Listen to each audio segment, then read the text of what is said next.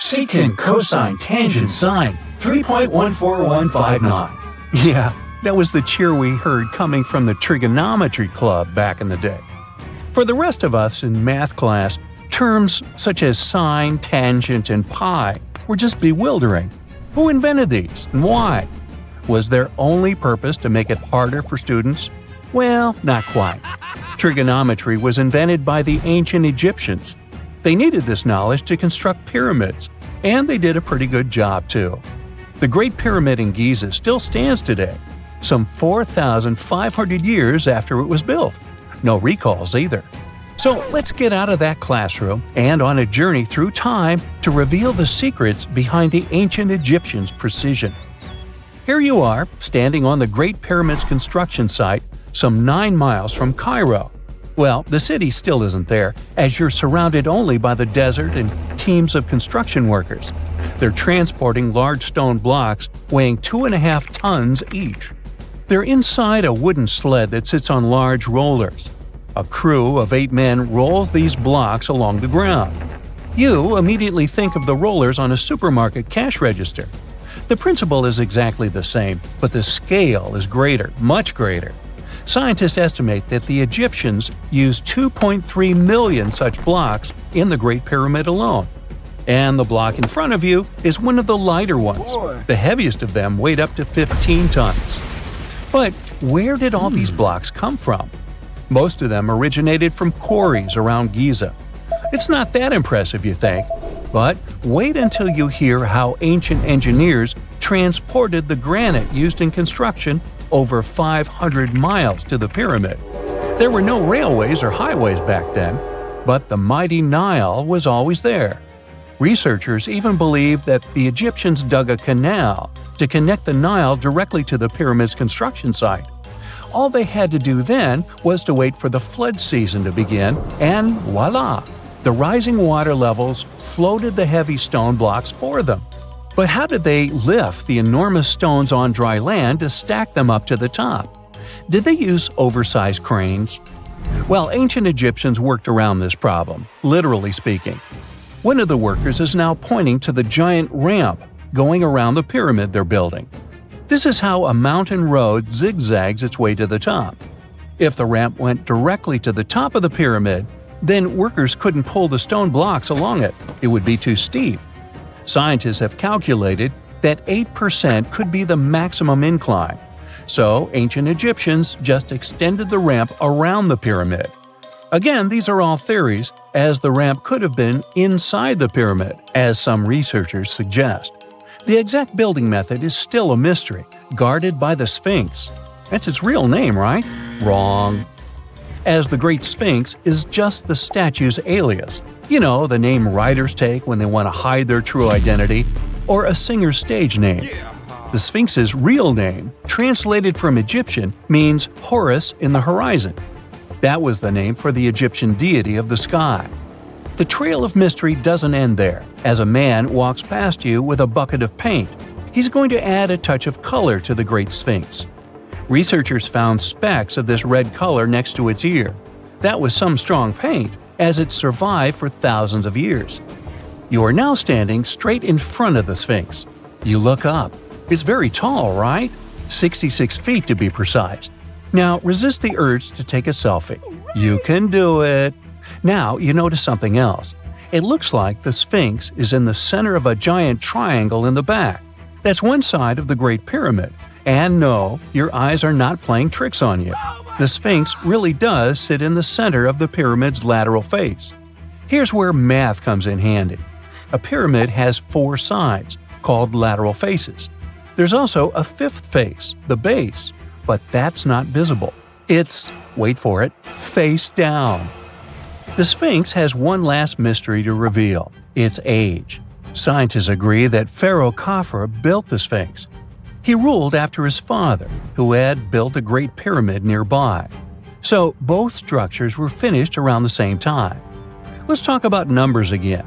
You've heard of Cleopatra, the Egyptian princess described as a woman of great beauty. Hello? She saw the pyramids, but she lived closer to the time of the first iPhone than the time of the people who built the pyramids. Fascinating, right? You can see thousands of people around you. They're working hard to build the pharaoh's tomb. But how many of them are there exactly? One Greek philosopher estimated there were as many as 100,000 workers. Seems like an okay number for such an enormous structure, but it can't be true. Science simply can't back up this number. Egyptologists put the total number of workers at 30,000. And yes, Indiana Jones was one of them, at least on the big screen, but he showed up late. Egyptologists know a lot about the pyramids, but not everything. Not because they don't want to, but because they haven't yet dug up enough evidence.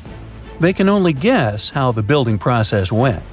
First, engineers would arrive to choose the right spot and do the necessary measurements. That's why they needed all that complicated math.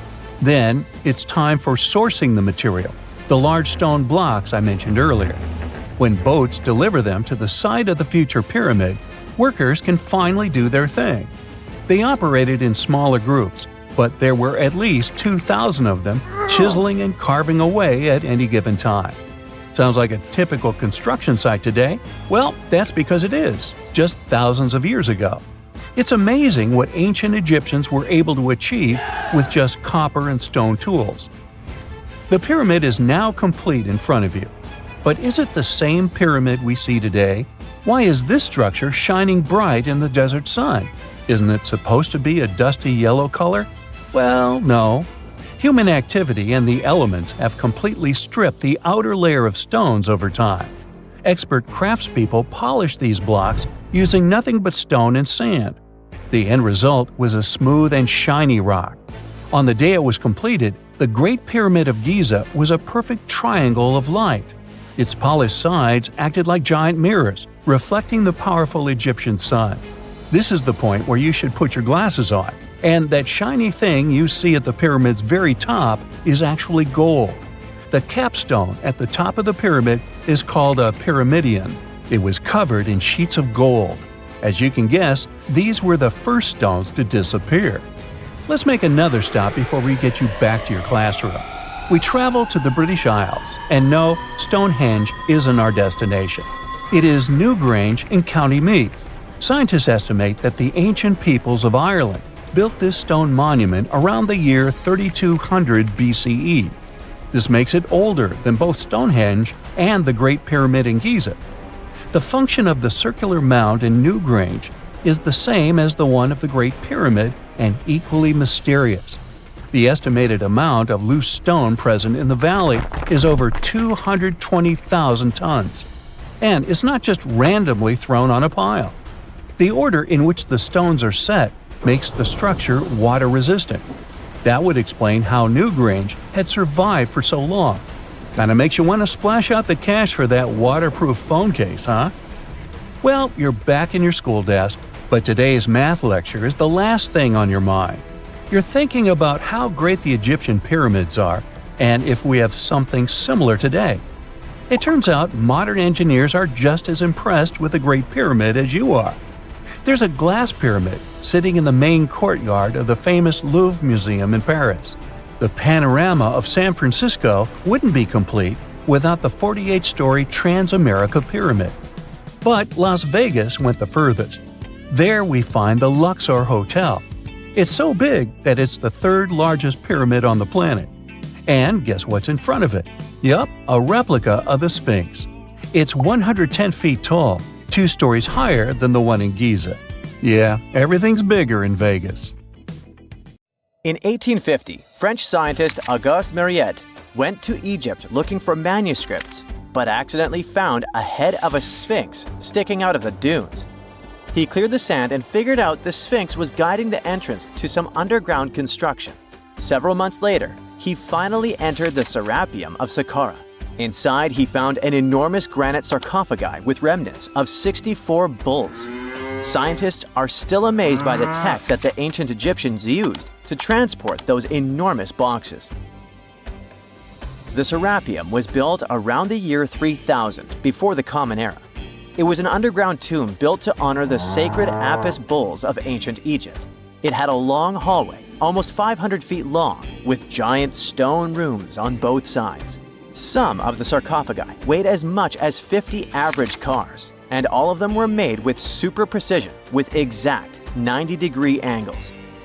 These sarcophagi were beautifully decorated with hieroglyphs and carvings that told stories about the lives and importance of the Apis bulls. Now, there are 24 sarcophagi left. In ancient Egypt, Apis bulls were very special animals connected to the deity Ptah. They thought the bulls carried Ptah's spirit and wisdom, helped the pharaoh, and protected the Egyptians. Priests looked for special markings on young bulls to find Apis bulls. It could be a white triangle on its forehead, which symbolized divine light, a shape on its back like a vulture's wing, and a scarab shape under its tongue, which stood for rebirth. If a bull had these signs, they believed it was chosen by Ptah and treated it like royalty. The chosen bulls lived in a special temple in Memphis, the city where they worshipped Ptah. They received the best care and offerings from visitors who wanted their blessings. When an Apis bull passed away, it was treated with great honor and mummified. When Mariette entered the Serapeum, he noticed traces of rollers on the gallery's floor and found 2 wooden horizontal winches. Each had 8 levers. Later, other explorers saw double rails. The burial chambers were lower than the hallway floor. To get the boxes into place, workers filled the chambers with sand so the sarcophagi could be rolled in straight. Then they slowly removed the sand to gently lower the boxes into perfectly cut spaces in the bedrock. A carved stone sign found in the Serapeum said it took 28 days to move just one sarcophagus and its lid into its spot during the time of Ptolemy II. The extreme precision of the sarcophagi with 90-degree angles also has an explanation. Ancient Egyptians wrote texts, or rather, papyrus, on geometry a long time ago. It shows that they knew the approximate number pi and could calculate the volume of a pyramid with its top cut off. If they could figure out complicated math like that back then, it makes sense that they could also carve perfectly flat surfaces 500 years later. All this sounds pretty legit, but some people think certain things don't add up here. The size of boxes is way larger than the size of bulls, yet they buried pharaohs in tiny coffins that barely fit their bodies. The sarcophagi are made out of granite with crazy precision, and they could have just used limestone, which would have made things way easier. The transportation of the boxes seems pretty simple, but only in theory. If one person could pull about 440 pounds, then at least 250 people would be needed to pull just one box. The tunnels in the Serapeum are really narrow, only about 2 feet wider than the boxes themselves. There's no way hundreds of people could have squeezed into those tight spaces to pull the boxes. And even if they did, how would they turn the box in the cramped corridor, lower it into its niche, and place it perfectly in the middle? Somehow they did this 24 times, and every box is centered perfectly. Plus, the chambers were dusty, and there were no signs of soot from lamps. This means they must have worked in almost complete darkness. The real use of the boxes could also be different. A long time ago, even before the Egyptian pharaohs ruled, the local people already knew how to use fermentation. It happens when tiny organisms called yeast eat certain ingredients like starch and turn them into gas and ethanol. So someone in ancient Egypt probably put food like barley, bread, and even meat inside a giant stone box, then closed it tight with a heavy lid. These stone boxes, carved from granite, were so precisely made that they were almost completely sealed, so nothing could escape from it. As the yeast inside the box started working, it created more and more CO2 gas. It built up pressure inside the box. The granite boxes were incredibly strong. They could handle more pressure than a car tire can hold. When granite was squeezed under such pressure, its crystals produced a tiny electric charge. This effect was possible because granite contains quartz, a material that reacts to pressure this way. The process also needed meat or animal parts, possibly to help the yeast grow better. Meat contains something called oleic acid, which yeast needs to keep growing and to survive the bad effects of the ethanol it produces. As the pressure inside the box kept growing, the combination of gases and electricity made these boxes not just ancient fridges, but powerful energy systems. Over time, the pressure inside got so strong that it could push the lid open and the gas would escape with a pop. But when people rediscovered the Serapeum in 1850, they found old drawings that showed piles of stones stacked on top of some of the box lids. So, someone long ago probably tried to make the lids even heavier by adding extra weight to make it harder for the gas pressure to push them open.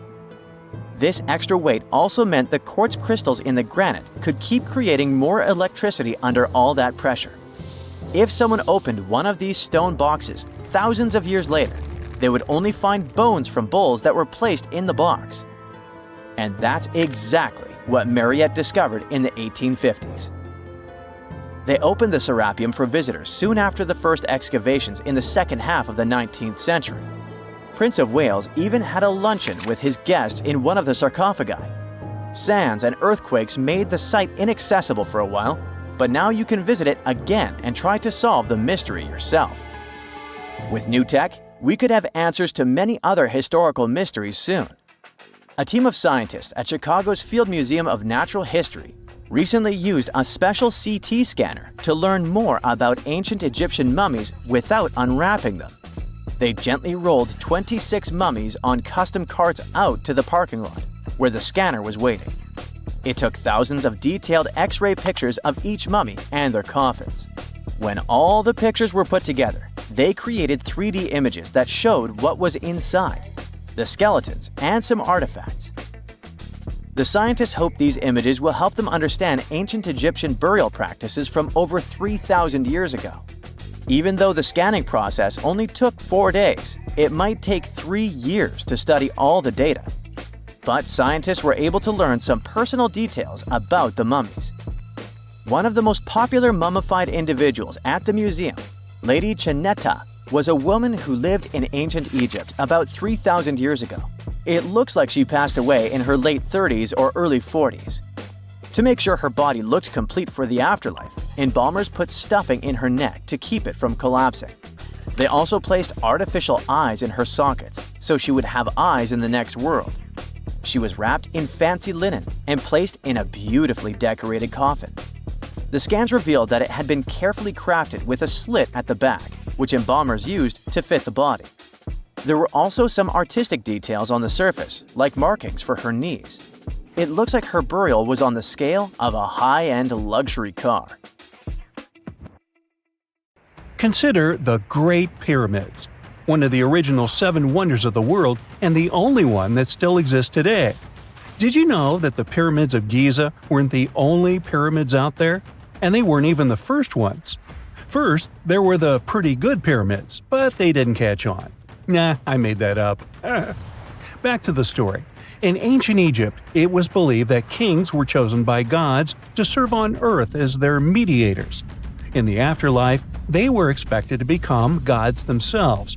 The pyramid complex was built to make sure that the king had everything they might need in the afterlife. The complex included the pyramid, a palace, and temples. The tomb in the pyramid, where the king was buried, was filled with many things they might need, like furniture, food, and gold vessels. Actually, the first pyramid had been built 80 years before the first pyramid of Giza appeared. Overall, there were around 100 of them.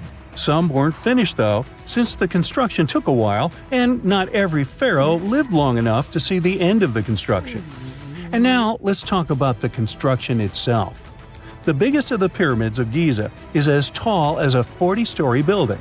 So how on earth did they manage to build a structure that massive 5,000 years ago, long before machines and other equipment appeared? Well, let's figure it out.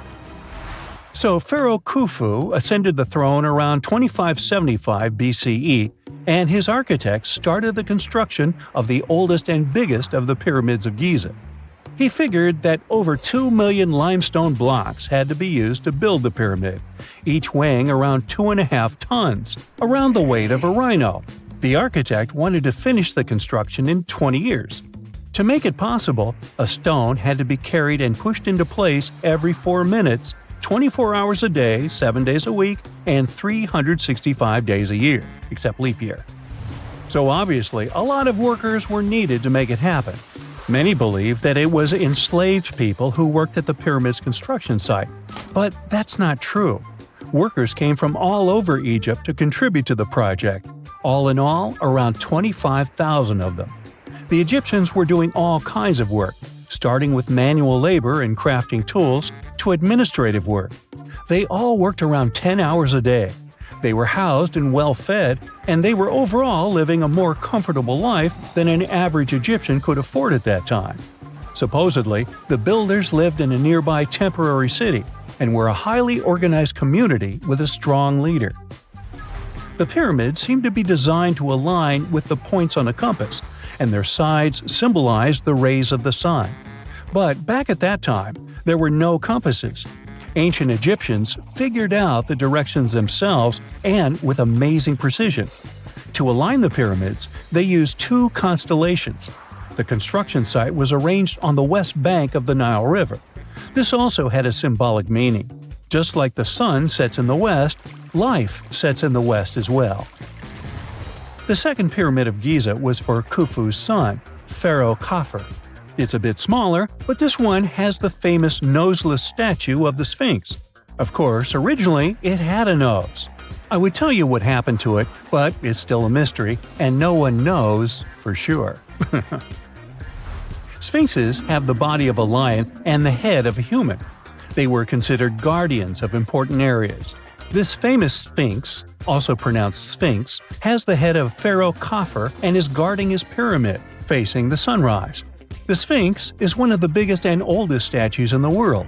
Originally, it not only had a nose, but was also painted. Scientists have discovered traces of the red color of its face. So, most likely, the Sphinx was painted red. There are also remains of yellow and blue color on its body. The statue definitely wasn't boring. Till around 1800, the Sphinx was buried up to its shoulders until an adventurer with a team of 160 men dug it out. But let's get back to the construction. The workers, of course, needed stone blocks. There were two main places where people could get these stones. One source was close to the construction site, but that fossil-lined yellow stone was only suitable for the pyramid's interior. The limestone blocks for the exterior were hauled from 8 miles away on 30-foot-long sleds. Apparently, it wasn't too hard to pull them. The sand mixed with the right amount of water was pretty slick, and 10 people could move a sled even with a rock weighing so much. Surprisingly, cutting off a block of limestone wasn't the biggest problem. When in the ground, it was soft and could be split relatively easy. But after getting exposed to the air, limestone hardens. So the most difficult part was to shape the blocks. That step was crucial because the smallest inaccuracies could lead to the whole pyramid collapsing. So, okay, those limestones were mined, carried on a sled, shaped, and then what? How could they be put into place? Well, this is still a mystery. Archaeologists have discovered the remains of a ramp system that dates back around the time the pyramids were being built.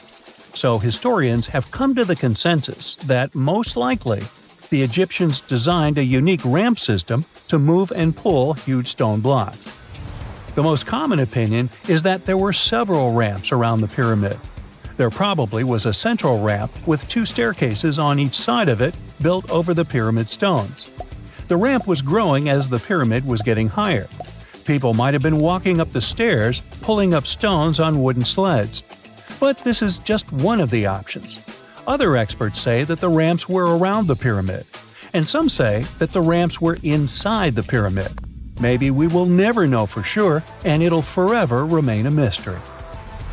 The exterior limestone of the pyramid was polished with sand and stone until it gleamed. On top, there was a gold and silver capstone, which glimmered over Egypt like a second sun. So, that's how it was 5,000 years ago. Now, about the interior. Surprisingly, there's not much inside the pyramid. Most of it is just solid stone with very little open space. But let's take a quick look inside. From the entrance, there are 2 stairways, one going down and the other going up. They take us to the chambers. There are 3 of them inside. Now, why is that? Apparently, throughout the whole construction, a burial chamber had to be prepared at all times, just in case a pharaoh kicked the bucket before the construction ended. So separate chambers were built one after another as the construction progressed. The last of them was the main one. It's called the King's Chamber. It's the one where Khufu was resting. It's the biggest room at the very heart of the pyramid, and there's a big passageway leading to it.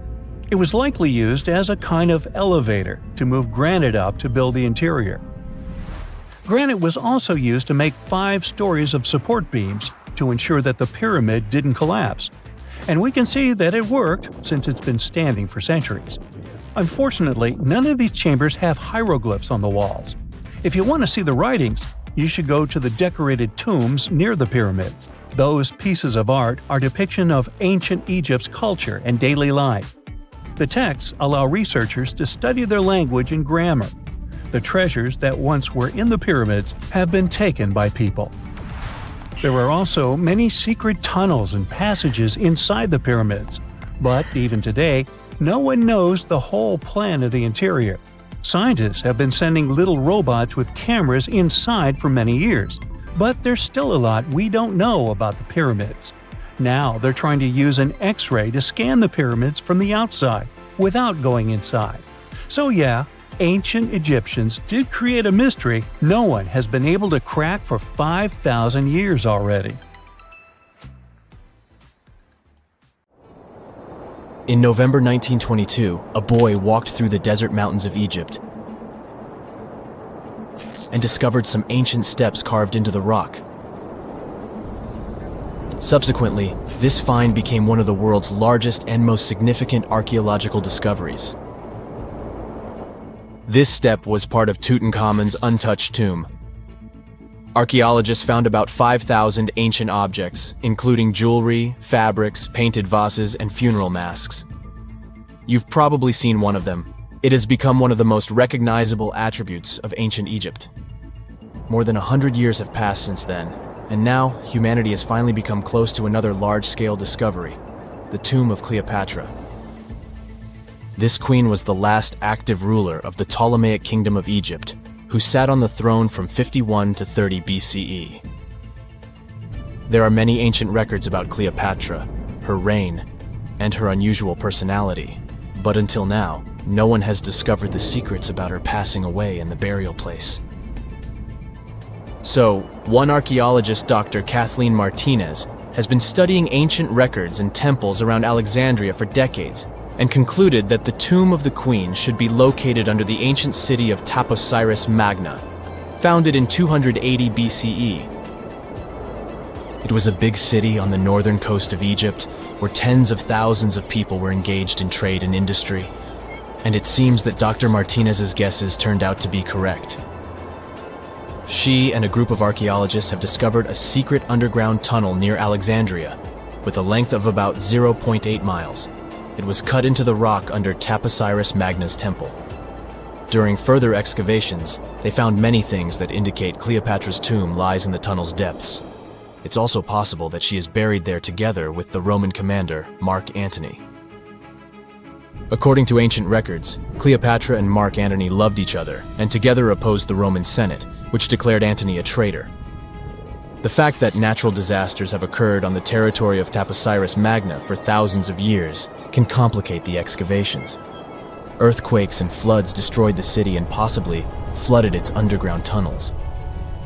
But archaeologists hope the ancient tomb remains untouched, and that it hides many treasures and records about the royal life of ancient Egypt during the reign of the last dynasty. There's a chance that excavations will go underwater and in the mud. This will require much time and funding, but archaeologists are sure it's worth it. Anyway, it's too early to say that Cleopatra is really buried there, but scientists have found many things in the tunnel that confirm this, including clay pots, dozens of coins with the image of Cleopatra and Alexander the Great, as well as a bust with the image of the Egyptian queen. Cleopatra is still one of the most popular personalities in Egypt, on an equal footing with Ramesses III and Tutankhamun. She inspired many films, paintings, and books, but what made her so popular? She became famous for her inconsistency. She was a beautiful, intelligent ruler who pulled Egypt out of the crisis and made it a prosperous power. Medieval Arabic texts say she knew chemistry, mathematics, and philosophy, and may have written several scientific books. She knew several languages and had excellent diplomatic skills. At the same time, there are many legends that she was a femme fatale who drove many men crazy. However, there's no evidence that her beauty was incomparable. The image of a stunning model was created by Hollywood when it made several films where famous actresses performed the role of Cleopatra. And the Roman Emperor Octavian, the adopted son of Julius Caesar, specially created the image of Cleopatra as an insidious seductress because he was her enemy. Even though she was born in Egypt, Cleopatra wasn't an Egyptian. Her ancestors were Greeks, among whom was one of the generals of Alexander the Great. However, the people of Egypt loved her. She learned the language and was very sensitive to the traditions of this country. She knew the history, mentality, and customs of ancient Egypt well. She raised the level of its economy and strengthened its status as a world power. Much of this was made possible thanks to her cunning and impressiveness. She loved theatrical performances and lavish celebrations. She knew how to surprise people and put on a show. But behind the exterior image of a luxury lover was an intelligent and calculating ruler. Ancient Egypt was a rich, luxurious country, and Cleopatra did everything to increase its wealth and strengthen its position in the international arena. For example, she was once in conflict with her brother Ptolemy XIII.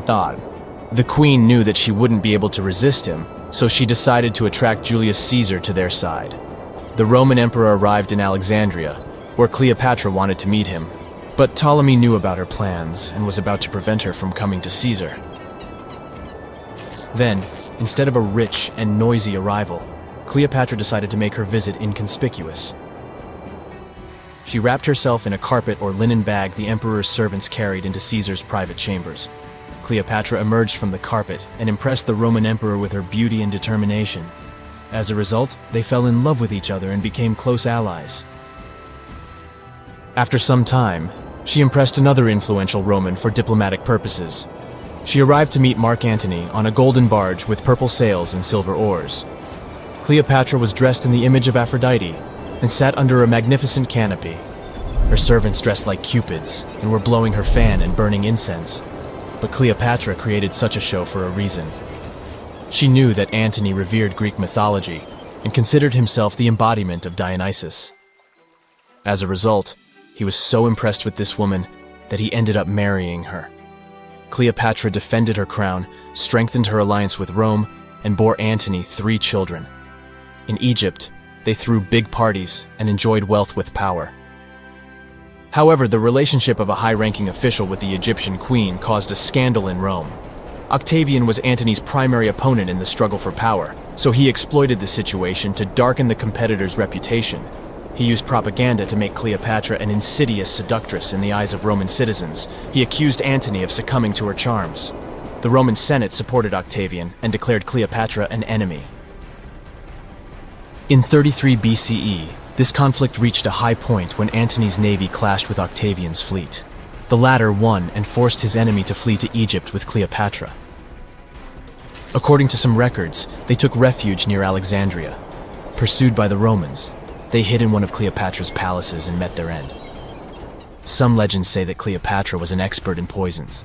She provoked a venomous snake, a viper or an Egyptian cobra, to bite her. Also, according to another legend, she pricked herself with a poisonous needle. There's a theory that Cleopatra always carried an ampule with poison inside her hairbrush. And when she was cornered, she soaked the needle with this poison and pricked herself. None of this can be said for sure. Scientists are still trying to find out the truth. Perhaps when they reach Cleopatra's tomb, the world will get more answers about her tragic fate. She is considered the last ruler of Egypt. After her passing, Octavian plundered her palaces and temples and returned to Rome, where he became the main emperor. He successfully ruled the country and expanded its borders. His reign ended when he turned 75. World history would have looked different if Cleopatra and Mark Antony hadn't lost that naval battle. By the way, did you know that more time has passed between Cleopatra's reign and Neil Armstrong's flight to the moon than between the reign of the Egyptian queen and the construction of the Great Pyramid of Giza? Armstrong took a step on the Earth satellite in 1969, 38 years after the birth of Cleopatra. And the construction of the pyramid took place in 2560 BCE. Imagine how long the history of ancient Egypt is. Cleopatra is closer to us in time than to the pyramids. You have heard about Nikola Tesla. You have definitely heard about the Great Pyramids in Egypt. But what if I told you that Tesla may have probably uncovered the ancient mystery surrounding the pyramids? Wait, what? Is this a crossover episode? Nope. It's highly probable that the secrets of the pyramids are hidden in plain sight. But first, let's recap what we know about the pyramids. What's so mysterious about them? I mean, they are just old quirky buildings, aren't they? One of the biggest questions is how they were built. Some people think that the pyramids were created by people using only their hands and muscles. But others think that there might have been some kind of crazy energy source that we don't know about yet. Like, what if aliens helped out or something? Just kidding. But this idea of some unknown energy source being used to build the pyramids has been around for ages. Even in old texts, like the pyramid texts, it talks about how the gods gave us something to build a great power. So maybe there was something really powerful and mysterious going on back then? Who knows?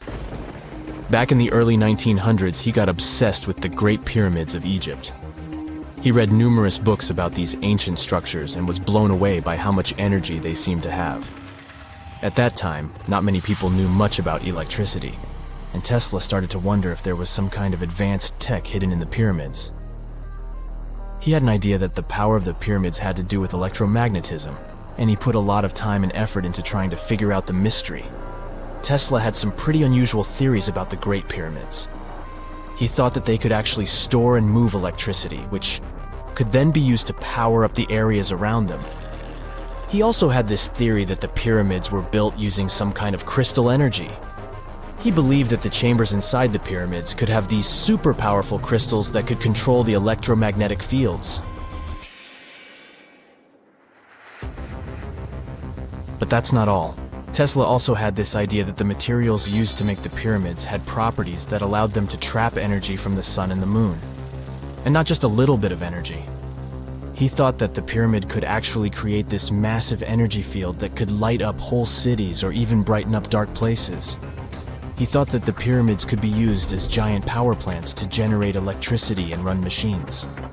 Tesla even believed that the pyramids were somehow linked to cosmic energy, which could be used for spiritual enlightenment and healing. How very new age of him. Anyway, Tesla wasn't just pulling these ideas out of thin air. He was seriously into studying everything he could about the pyramids, from ancient artifacts and texts to hieroglyphs and drawings. And he came up with this idea that the pyramids were designed to be energy amplifiers, and some kind of unknown energy source was used during their construction. Some people thought Tesla was eccentric for coming up with these theories. But his ideas have actually had a huge impact on the way we think about the pyramids today. Researchers and scholars have been digging into his theories for years and using them to uncover some of the biggest mysteries surrounding these ancient structures. For example, recently scientists have used theoretical physics to investigate how the Great Pyramid of Egypt would react to certain radio waves. They found out that if the radio waves were a certain length, the pyramid could concentrate the energy inside its rooms and focus it under its base. The scientists did lots of calculations to figure this out. They first thought about what radio wavelengths would work best. Then they made a model of how the pyramid would react to the waves. They figured out how much of the energy from the waves would get absorbed or spread out. Lastly, they checked how the energy would move around inside the pyramid when the waves hit it. To help explain all of this, the scientists use something called multipole analysis. This is when you take a complicated object and break it down into simpler parts. Then you can see how each part interacts with the energy that's coming in. It's like taking apart a puzzle to see how each piece fits together. The researchers are interested in how all of this can be used in the future. They want to make really tiny particles that can do the same thing as the pyramid, but with light. By changing the size, shape, and the material of these particles, they can control how the light moves around them. This can be really useful for things like making tiny sensors or super-efficient solar cells. The scientists had to make some guesses when they were doing their research. They assumed that there weren't any hidden spaces inside the pyramid, and that the material used to build it was all the same. But even with these guesses, they still made some pretty impressive discoveries. But the pyramid study is not the only proof that Tesla was ahead of his time. There are more Tesla's projects that seemed unrealistic at the time, but that scientists and enthusiasts reevaluate and try to implement today. Let's talk about Tesla's most ambitious project, the Wardenclyffe Transmission Tower. Back in 1900, Tesla was already a big shot when it came to electrical engineering in America. People were blown away by his amazing inventions and the fact that he managed to outdo Thomas Edison in the battle of currents. However, Tesla wasn't content to rest on his laurels. He decided to embark on his most ambitious project yet, the transmission tower at Wardenclyffe. It was built between 1901 and 1905, and it was based on one of Tesla's breakthrough ideas. He had a vision to make the impossible possible by creating a global wireless communication system. It would use Earth itself as a conductor, transmitting music, news, stock market reports, secured military communications, and even facsimile images. Does it sound familiar? Right, it sounds just like the internet that we use today, only without the use of any wires. But Tesla had a much bigger dream in mind: to transmit power wirelessly. He already proved that high-frequency signals could be sent without any wires using his Tesla coil transformers, and this sparked his obsession with wireless energy transmission. His vision was to not only transform the way we communicate, but also to find a way to transfer power currents globally by tapping into the Earth's natural energy. Tesla believed that there was an abundance of free energy all around us that could be used for humanity's benefit. In 1899, he conducted some top-secret experiments and got convinced that it was possible to transmit electrical power through the Earth's upper atmosphere. This is actually how the Wardenclyffe Tower was created. It was supposed to be the prototype station for a network of towers all over the globe that would provide the whole world with wireless energy. Unfortunately, Tesla didn't have the resources or the patience of his investors to bring this project to fruition. It ran into all sorts of financial problems and roadblocks, and in 1917, the unfinished tower was finally torn down for scrap metal to pay off Tesla's mounting debts. Now it remains a sad reminder that even the greatest minds can sometimes fall short of their dreams. The original red brick laboratory, however, is still there, and it is the only Tesla lab that has survived. Fun fact, in 2017, a film crew made a crazy discovery. They used ground-penetrating radar to explore the area around Wardenclyffe, and they found a whole series of tunnels stretching for hundreds of feet underneath the site. Nobody knows exactly what these tunnels were used for, but people have been speculating for years that they were part of Tesla's grand plan. Wardenclyffe, of course, is a major landmark for Tesla enthusiasts from all over the world. Who knows? Maybe someone will finally crack the mystery of the tunnels one day. But even if they don't, the legacy of Tesla and his amazing ideas lives on. What is a boat doing in the middle of a desert? You would expect to find a seagoing vessel closer to shore. This is the question archaeologists had been asking for decades. In 1988, there was a storm near one of the most important archaeological sites in ancient Egypt. A wooden structure emerged from the sand. It was hollowed out by termites. Scientists were determined to solve its mystery. In 2000, they began excavating the site near Abydos, Ubidos. An American team of experts soon discovered a boat that was 70 feet long, and it wasn't alone. In total, there were 14 boats neatly resting next to each other. It was impossible to completely dig out the boats because of their poor condition. Luckily, the wood was preserved enough to get a sample. Analyses revealed that the boats were around 5,000 years old, the oldest fleet in human history to this date. The time of their construction predates the pyramids at Giza by half a millennium. Each ship of the fleet rested in a vault that matched its dimensions. The room was roughly a third of the size of a tennis court. It had mud brick walls that featured more than 120 drawings of boats. Ancient Egyptians incised them on whitewashed walls that were excellently preserved. Scientists have known about these mysterious chambers for well over a century. 1901, 1902.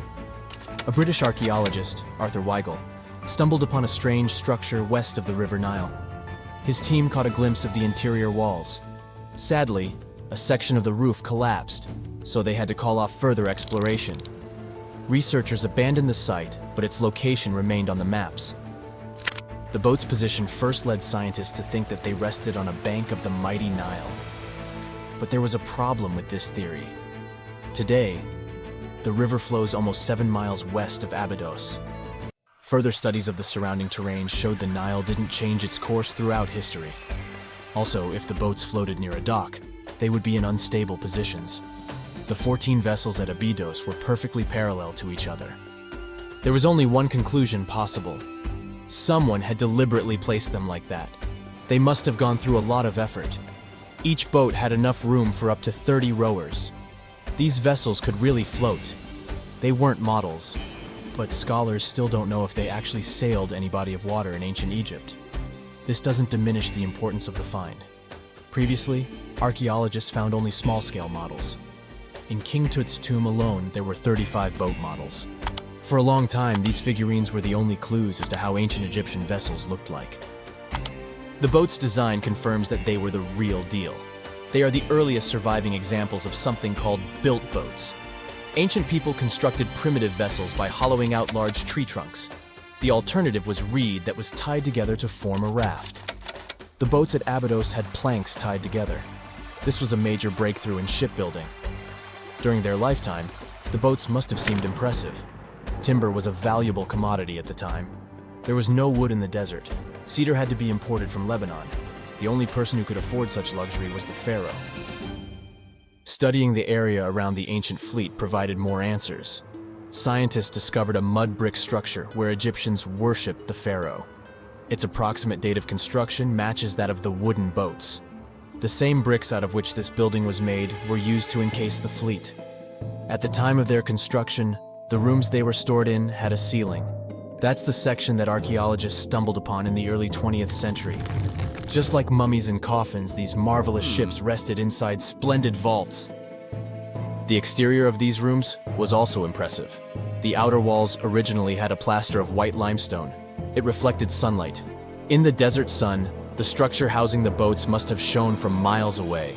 Ancient Egyptian builders used the same technique to cover the pyramids 500 years later.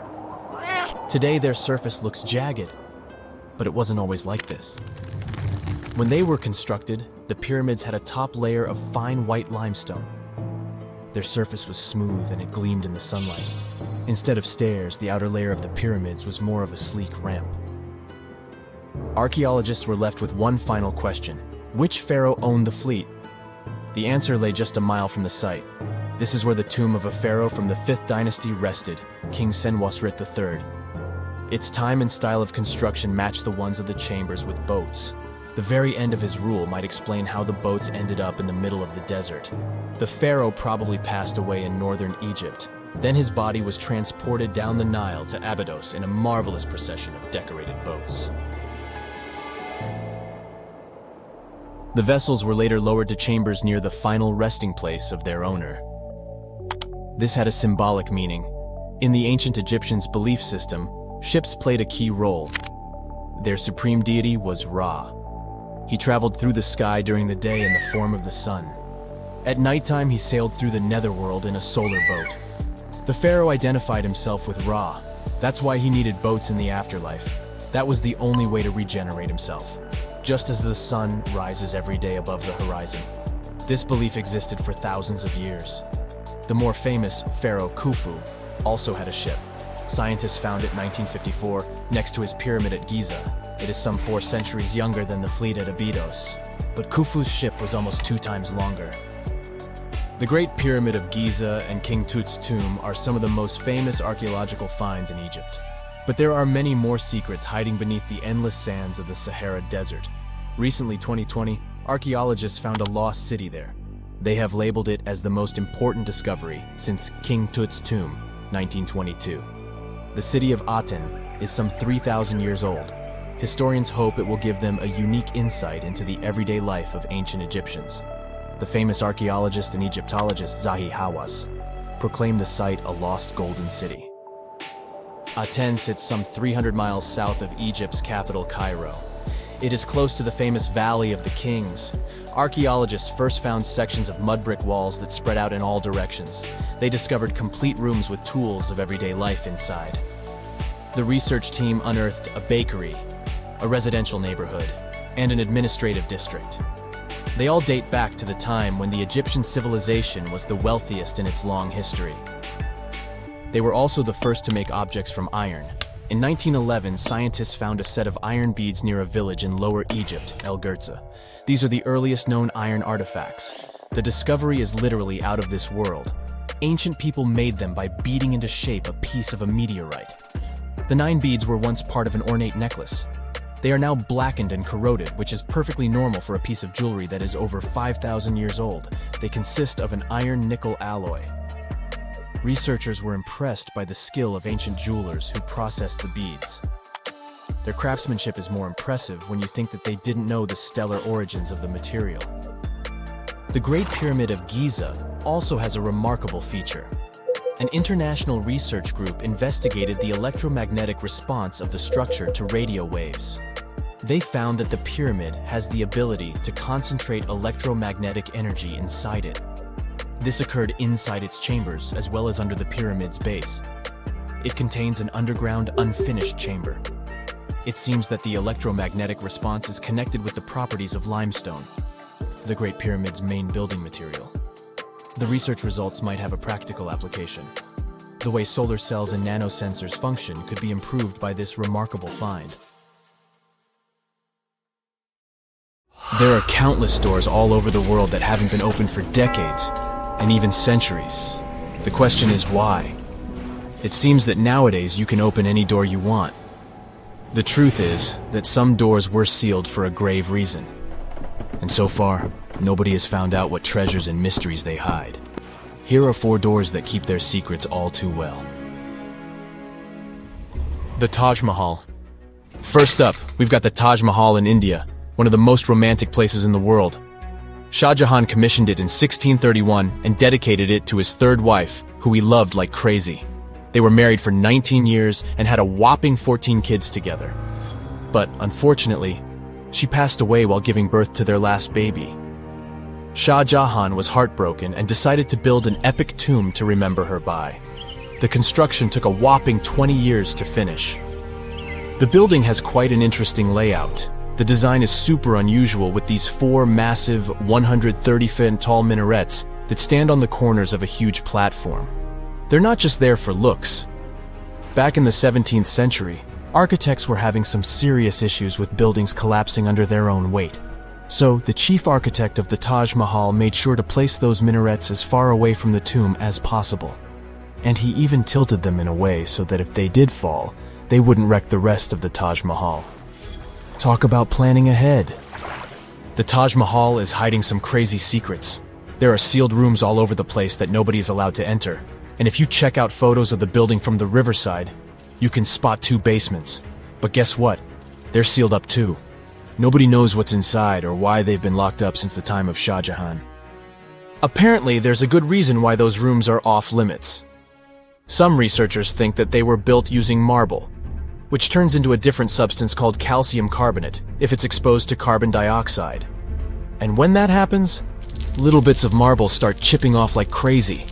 To make matters worse, there's no air flowing into these rooms. That means that if too much CO2 builds up in the basement, the 4 minarets could collapse. But wait, there's more. Some people think that the body of Shah Jahan's wife can be found in one of these sealed-up rooms in pristine condition. Why not? Who knows what the mysterious rooms might keep? The Great Sphinx of Giza. The Great Sphinx of Giza is shrouded in mystery. It's not just the largest monolith statue in the world, but it's also a hybrid creature with a woman's head and a lion's body that originates from Egyptian and Greek mythology. It's also very ancient. It's estimated to be around 4,500 years old. The construction of this marvel took about 3 years and required 100 workers who were not slaves and were treated with delicacies like sheep and goat meat. It is also thought that it used to be much more massive than it is now. Archaeologists found huge stone blocks and abandoned toolkits near the site. However, the real secrets of the Sphinx lie underground, near its paws. A group of scientists used a seismograph to detect 2 hidden chambers beneath the Sphinx's paws. Some people think that these rooms might be the legendary Hall of Records, which holds ancient scrolls revealing the secrets of the universe. I mean, that's way cooler than any library I've ever been to. Rumor has it that the Egyptians even had info on Atlantis stashed down there, which is like a super old version of a conspiracy theory. Unfortunately, we can't go on an adventure to check it out just yet. The chambers presumably have 2 entrances, but both remain sealed. The researchers haven't yet received the green light to check out their theory. Let's hope they won't keep us in suspense forever. Sri Padmanabhaswamy Temple. This temple is located in the beautiful state of Kerala in India. This temple is famous for more than just its breathtaking beauty.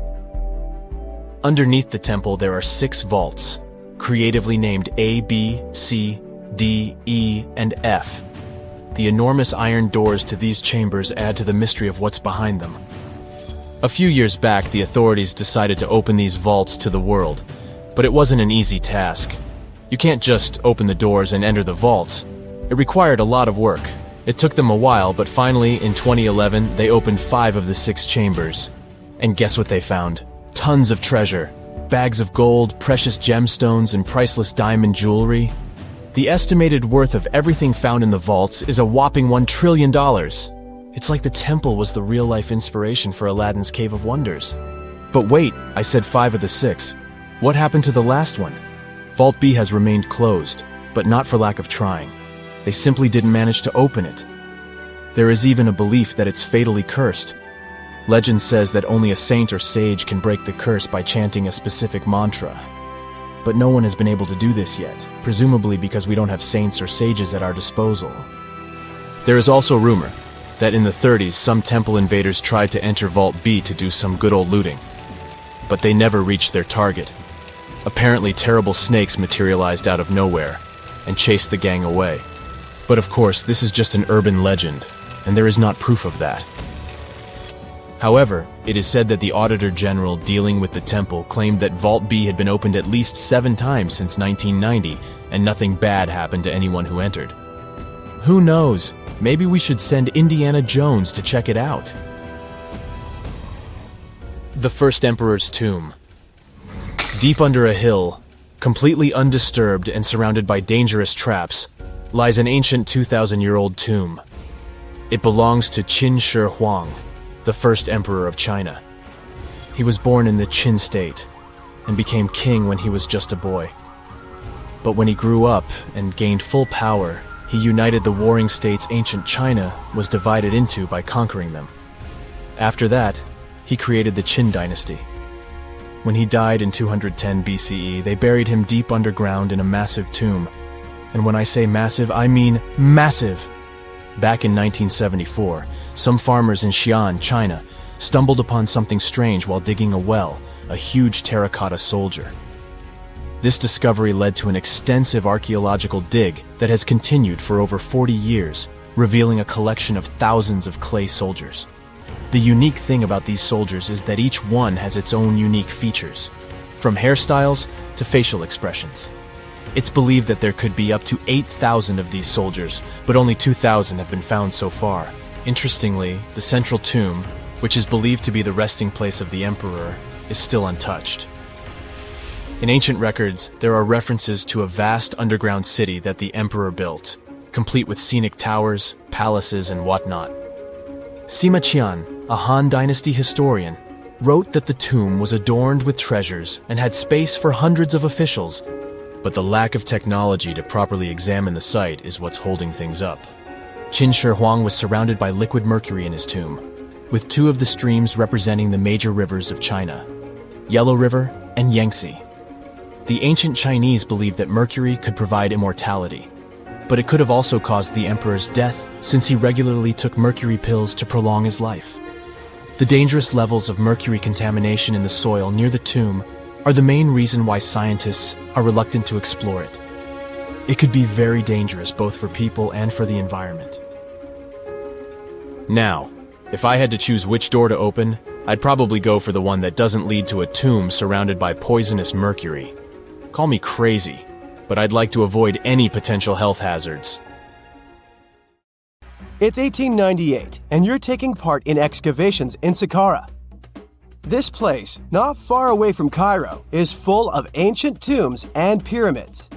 You're in your Indiana Jones mood and hope to find something really phenomenal to become famous. Gold, manuscripts, treasure maps, mummies of famous pharaohs. Wait, a wooden bird? You're really disappointed as it looks like a regular toy. An old one, but still. Little do you know that years later, someone would propose that your bird was actually an ancient monoplane. So the artifact, nicknamed the Saqqara bird, is made of a sycamore tree. The birdie has a wingspan of just 7 inches and weighs around 40 grams. A perfect original souvenir from Egypt, I would say. It's over 2,000 years old and looks pretty plain, without any carvings of feathers or other intricate ornaments.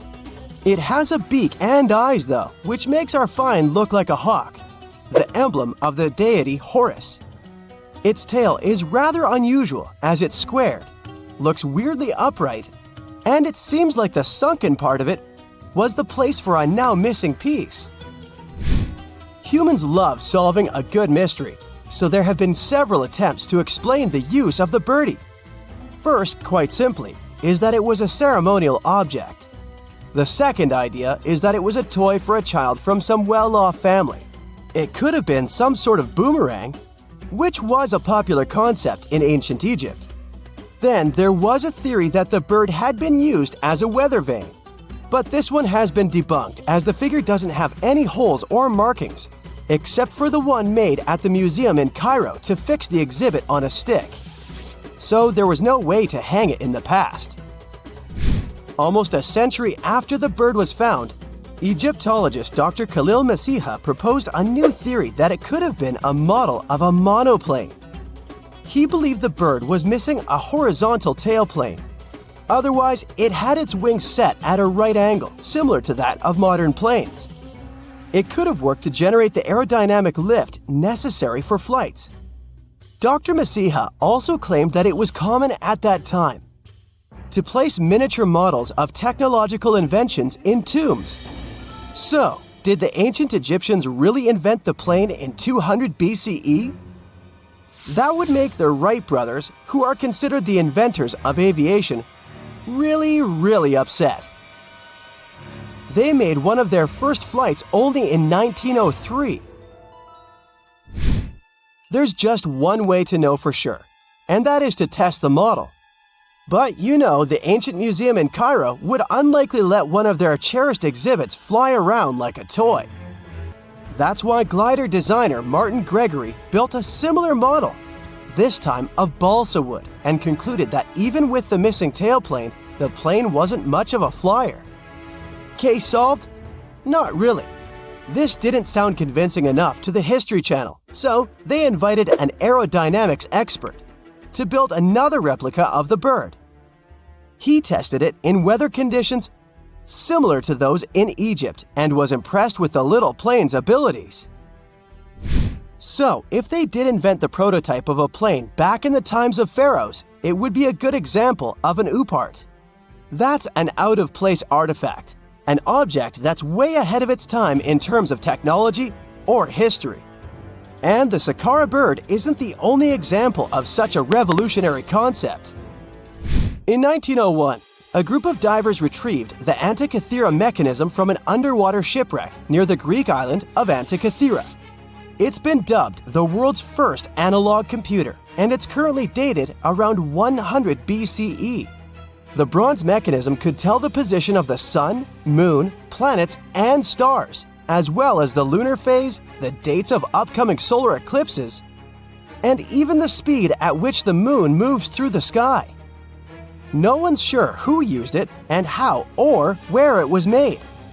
But it's obvious that it's extremely precise and way too advanced for its time. The first flushing toilets in the world were invented in the middle of the 20th century. Just kidding. The ancient Minoans on the Mediterranean island of Crete and the Indus Valley civilization both came up with this brilliant invention at the same time, around 4,000 years ago. The plumbing and sanitation were so well done that no one managed to design anything better until 2,000 years later. One ancient Minoan lavatory was discovered at the Palace of Knossos. It looks like it had a wooden seat set over a tunnel that directed water from a rooftop reservoir to an underground sewer. Other varieties got water from jugs. Only the super rich people could afford all this glory. So if you wanted to shop for real estate back then, the flushing toilet would be a telltale sign you were in the rich neighborhood. Automated doors became a cool, seemingly new invention back in 1931. But the technology behind them is actually much older. Think the 1st century CE old. Mathematician and engineer Heron of Alexandria came up with a hydraulic system to open and close temple doors. To bring it into action, you need to light a fire to produce heat. There was a brass pot under the fire, half filled with water. The inventor connected the brass pot to containers that acted as weights. When the fire was burning, the water moved into the containers. They went down and pulled the ropes. It was nothing like a supermarket door that opens in front of you before you even have time to think. Heron's door took hours to open, and there was no way to stop the process. That's why they only opened the doors once a day before people entered the temple, to add some mysticism at the temple during ceremonies.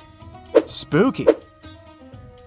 Looks like the first ever battery was invented in Baghdad around 2,000 years ago. A German archaeologist found this oval-shaped clay jar in 1938.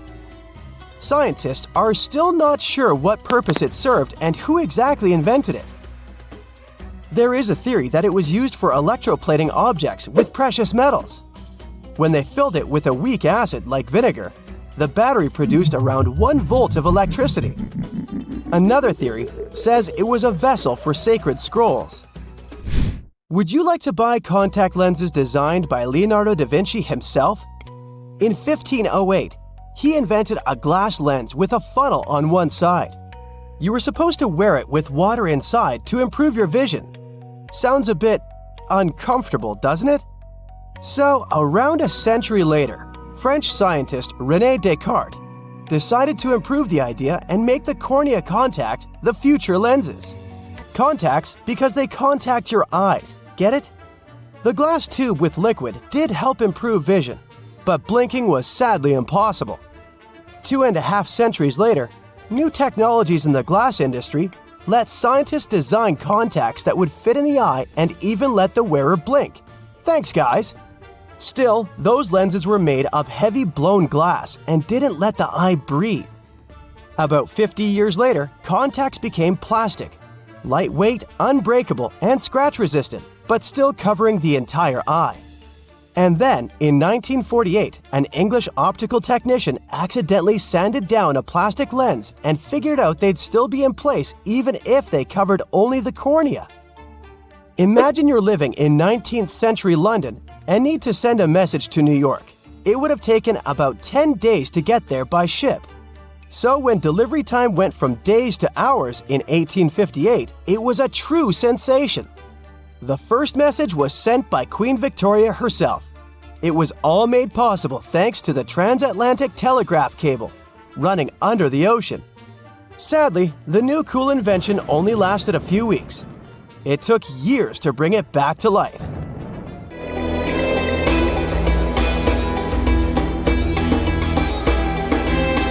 The Great Pyramid was created as the final resting place of ancient Egyptian monarch Khufu.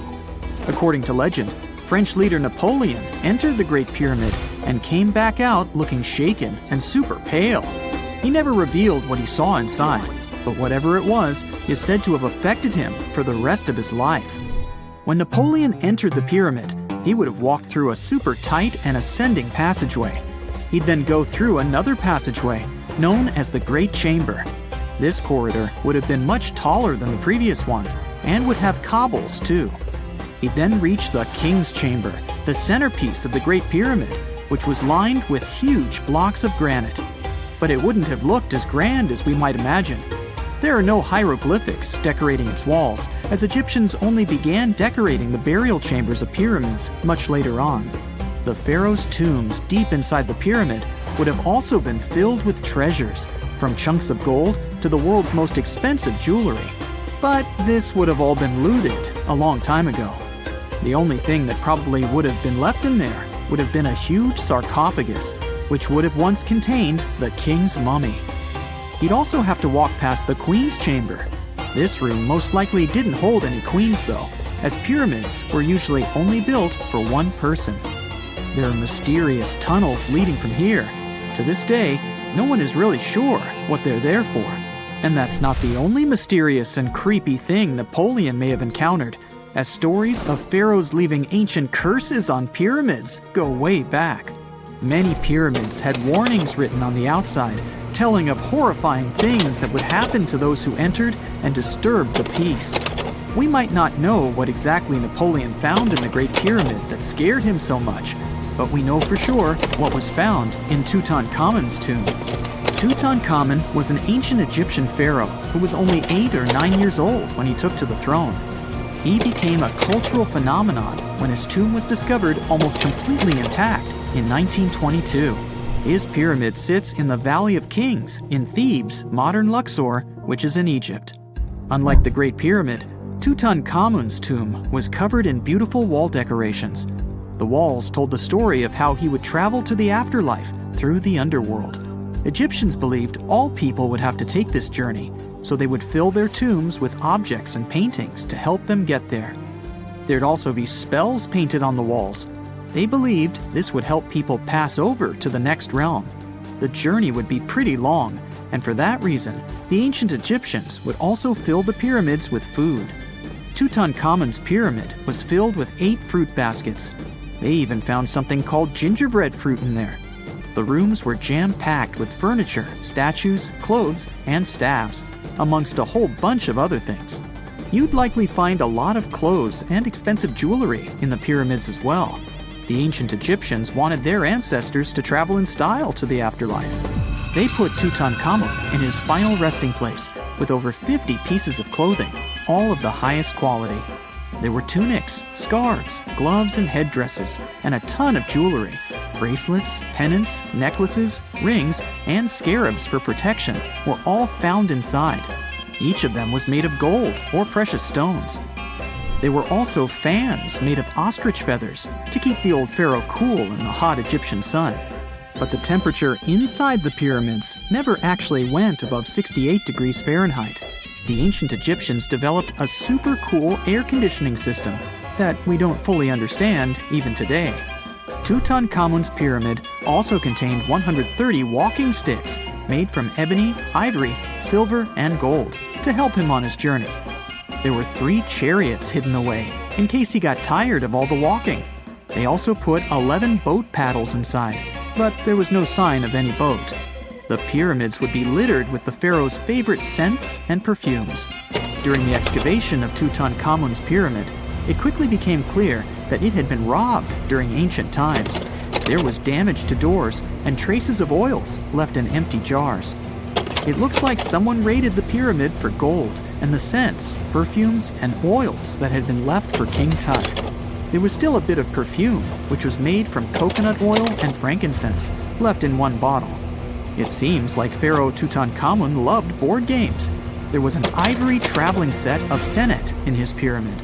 Although we don't know for sure exactly how to play it, we have figured out it was sort of an ancient Egyptian version of backgammon. It looks like it was a 2-player game where the goal was to knock your opponent off the board. Not really sure who Tutankhamun's mummy was supposed to play with though. The ancient Egyptians had some rituals that may seem pretty strange to us. For example, they used to shave their eyebrows off if they ever lost a cat. So it's not too surprising they put some really weird things inside pyramids. Archaeologists discovered a collection of mummified cats and scarab beetles in pyramids that date back more than 4,000 years. They were found in the pyramids of Saqqara, which is south of Cairo. They also found a bunch of makeup kits and mirrors inside. Makeup was worn proudly by both men and women in ancient Egyptian times. Eyeliner was the most popular cosmetic. The Rosetta Stone was one of the best discoveries ever made in pyramids. It was found by our man Napoleon Bonaparte and his team. It's a black granite rock that dates back to 196 BCE. It's transcribed in Greek, Demotic, and hieroglyphic.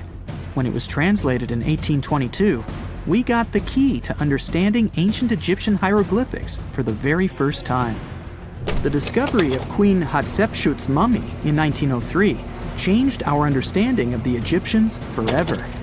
After she had passed away, her successor, Thutmose III, removed most of the evidence of her reign, so we basically knew nothing about Egypt's first great female leader.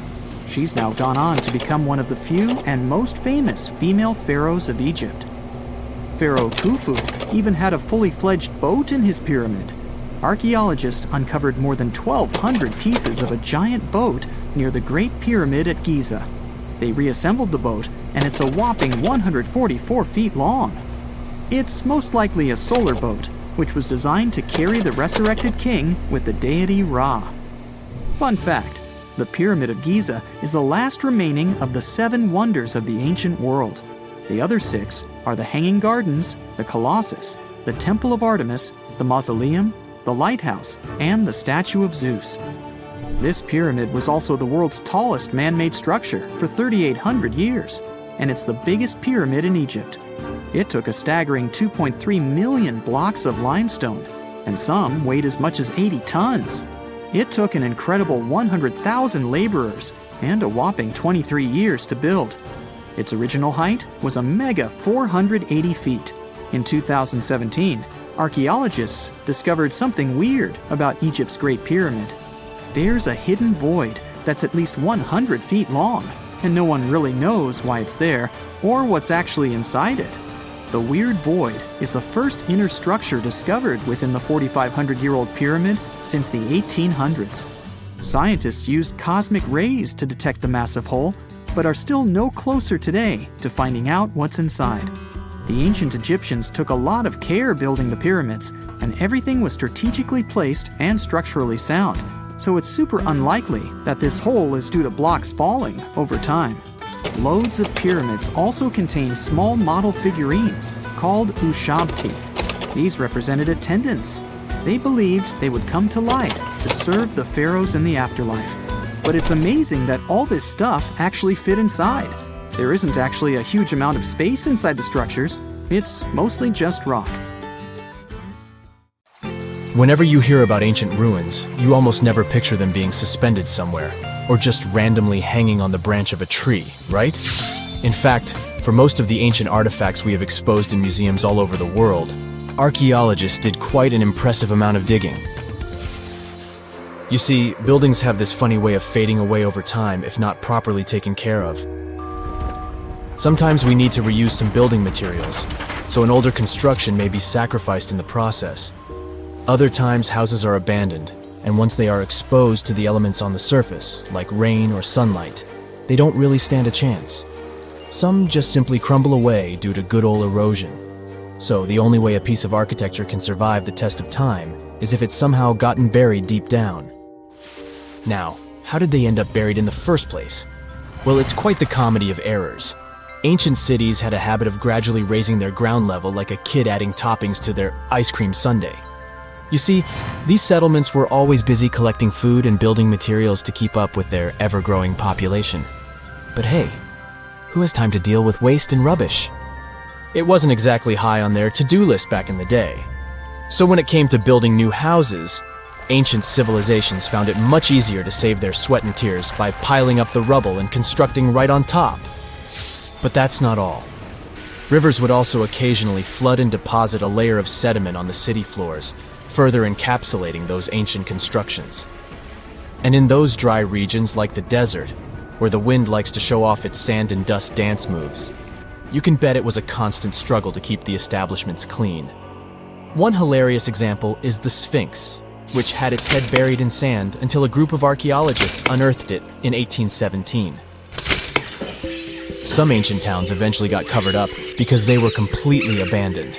With less human activity to control their expansion, plant seeds couldn't resist the opportunity and sprouted all over the place. They gobbled up carbon dioxide from the air and grew, adding more and more bulk to the ground. Those cheeky roots even decided to stabilize the soil made from decaying plant matter, creating layers upon layers of earthy goodness. It's like the ultimate DIY project Mother Nature embarked on, with plants as her loyal helpers. The act of digging into the secrets of ancient civilizations is not just about unearthing a lost world. It's also an epic quest to reveal the hidden treasures beneath layers of history. But how do archaeologists know where to dig in the first place? If everything is covered in layers upon layers of sediments, debris, and plant roots, they must have some sort of system they rely on before embarking on a new project, right? For starters, they're not always the ones suggesting an archaeological dig in a certain location. Let me explain. Let's say you're a contractor and you want to build a new fancy apartment complex in your city. Some local legislations have certain requirements before your project can start, though. For instance, before anyone starts building on a piece of land, they might need to bring in specialists to check the soil. These clever folks can be archaeologists, geologists, or paleontologists, and they need to keep an eye on things during development. If any artifacts or ecofacts, fancy word for organic remnants, are discovered, these experts swoop in to excavate and study them. But what about sites that have nothing to do with bulldozers and yellow hats? Archaeologists have more than one trick up their sleeves when it comes to locating ancient hotspots. They dive deep into historic records with a healthy dose of detective work. By sniffing out old documents and maps, they can piece together the puzzle of human activity in a specific area. If a site has been visited before, it's even better. Finding records of past excavations or historical accounts can give archaeologists lots of information on where to continue their treasure hunt. Before archaeologists start swinging their shovels, they engage in a bit of a visual scan mission. Armed with a grid system, they'll stroll around the site, keeping their eyes peeled for any artifacts that might be hiding just beneath the Earth's upper layer. From groundstone tools to historic glass and even ancient garbage dumps, yes, they're all so valuable. These keen-eyed explorers can spot signs of human activity faster than most people. If they stumble upon midden soil, fancy term for a garbage dump, they know for sure that humans once called this place home. Archaeologists don't just rely on their trusty shovels, though. They have an arsenal of gadgets to aid in their search for hidden wonders. Geophysical tools are like their secret weapons. Take the resistivity meter, for example. This clever contraption measures the electrical component of the soil and any buried features or artifacts. A buried wall, for instance, will create a different resistivity reading than the surrounding soil. Magnetometers and ground-penetrating radar work in similar ways, showcasing potential hints of ancient treasures in the soil. And who could forget our trusty old friend, the GPS? It helps archaeologists map out precise locations, like a high-tech treasure map, leading them straight to their pot of gold. Care to virtually visit some of the most important archaeological sites in the world? Well, follow me. In the United Kingdom, for instance, you'll find this interesting place called Stonehenge. It's one of many henges scattered around, but this one really takes the cake. Picture this: massive ancient stones standing tall and proud, arranged in a funky outer ring and an inner horseshoe, with some smaller stones thrown in for good measure. And guess what? These amazing stones have been around for over 5,000 years. Talk about a serious case of rock-solid longevity. Now, here's where it gets interesting. According to local folklore, the legendary wizard Merlin whipped out his magic wand and poof! He teleported these massive stones all the way from Ireland. Apparently, some giants had assembled them there, but Merlin decided they would look much better at their new location. Others think it's just the ruined remains of an old Roman spiritual edifice. These amazing structures were built by our Bronze Age ancestors. With their simple tools and limited tech, they managed to create this monumental masterpiece. Impressive, right? Unfortunately, there's still so much we don't know about this area. Stonehenge's initial purpose remains a mystery to this day. Sure, there are lots of theories, but scientists have yet to agree on the subject. However, we do know that it's perfectly aligned to catch the sunrise during the summer and winter solstices. The ancient city of Pompeii is an equally amazing archaeological site. Picture this: Mount Vesuvius, a notorious troublemaker, decided to throw a volcanic tantrum and completely covered this ancient Roman city. It turned it into a time capsule, located outside present-day Naples in Italy. Fast forward to the year 1748, when a bunch of adventurous explorers stumbled upon Pompeii. Lo and behold, they discovered a treasure trove of well-preserved goodies: streets, houses, food, probably a bit stale by then, blingy jewelry, fancy sculptures, colorful frescoes, everyday household items, and even animal and human remains. It was like an epic archaeological party. From the looks of it, Pompeii had it all. Fancy houses and villas, a massive 20,000-seat arena, cute little artisan shops, hangouts like taverns. And let's not forget the saucy spots like those luxurious bathhouses for some intense pampering. There's also the sanctuary of Apollo, where people used to gather for their daily dose of worship. And of course, the bustling heart of the city, the Forum of Pompeii, where all the cool people used to hang out. And guess what? Pompeii is so cool that it made it to UNESCO's World Heritage List back in 1997. That's like the ultimate Hall of Fame for historical awesomeness. It also includes many other famous buildings and sites, like the Taj Mahal in India and the Acropolis of Athens in Greece. Most people know that pyramids were built as grand tombs for the pharaohs, designed to ensure they had a smooth journey to the afterlife. The Great Pyramid of Giza, for instance, was constructed for the pharaoh Khufu. But what most people don't know is that this whole pyramid building trend started right here with the step pyramid of Djoser about 4,700 years ago. This massive structure was built for Pharaoh Djoser, a ruler from Egypt's 3rd dynasty. It rises 7 layers high above the ground and stands about 200 feet tall. We think of it today as a phenomenal architectural project, but for ancient Egyptians, the step pyramid of Djoser turned out to be more like a massive experiment, a trial run, if you will, to perfect their building skills before they moved on to even more ambitious pyramids. Reaching new heights is super exciting, but the real mystery is what is going on below the ground. In this pyramid's underground labyrinth, there is a network of tunnels stretching about 3.5 miles long, and some researchers believe these tunnels might have been part of a sophisticated water system that could completely change what we think about pyramid construction. Let's talk about this massive complex located in Saqqara.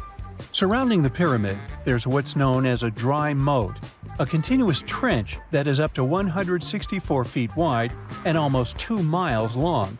It forms a sort of rectangular shape around the pyramid. This trench has an average depth of about 65 feet. Now, if you were to add up all the earth and rock they dug out to create this moat, it would be about 10 times the volume of the step pyramid itself. For the longest time, people just assumed this trench was nothing more than a huge quarry, a place where they dug up stone and clay to build the step pyramid. Makes sense, right? But when you take a closer look, it doesn't add up. The trench is too narrow and deep to be practical for mining, and its layout doesn't match anything we know about ancient Egyptian quarrying methods. Plus, some sections of the trench are actually covered with a rocky ceiling, which would have made it nearly impossible to use as a quarry. Another theory suggests that the dry moat had some kind of spiritual significance. Maybe it was a sacred place, where souls of nobles gathered to serve the late king in the afterlife. There are even niches in the walls that work as a hint at this spiritual function. But most researchers believe that this purpose likely developed much later, long after the complex was built for Djoser. So, what was the moat really designed for? In 2020, a researcher came up with a pretty intriguing idea. It is possible that this trench was actually designed to collect and manage water, especially after heavy rainfalls. Now, that makes sense when you consider the location. The moat sits in an area that could easily have been flooded by runoff water from nearby plains. This could also explain why the trench wasn't used for new graves until much later when the climate became drier and less prone to flooding. The story becomes even more intriguing as this trench appears to be part of a larger, more complex hydraulic system within the Djoser complex. It is like the trench has several compartments, carefully carved out of the rock and connected by tunnels. These compartments likely served as a part of a water treatment system, where water would flow from one compartment to the next, getting cleaner as it moved along. Now, here is where things start to tie into the pyramid itself. The Djoser complex has a series of underground shafts, and some researchers think that water from the moat's deep trench might have been used to power a hydraulic lift system, and this giant water-powered elevator could have been used to raise the heavy stones needed to build the pyramid. It worked like a volcano, but instead of lava, water did the heavy lifting. Imagine a big deep hole in the ground at the center of the pyramid site. Inside this hole, there was a huge wooden platform, kind of like a giant raft that could move up and down.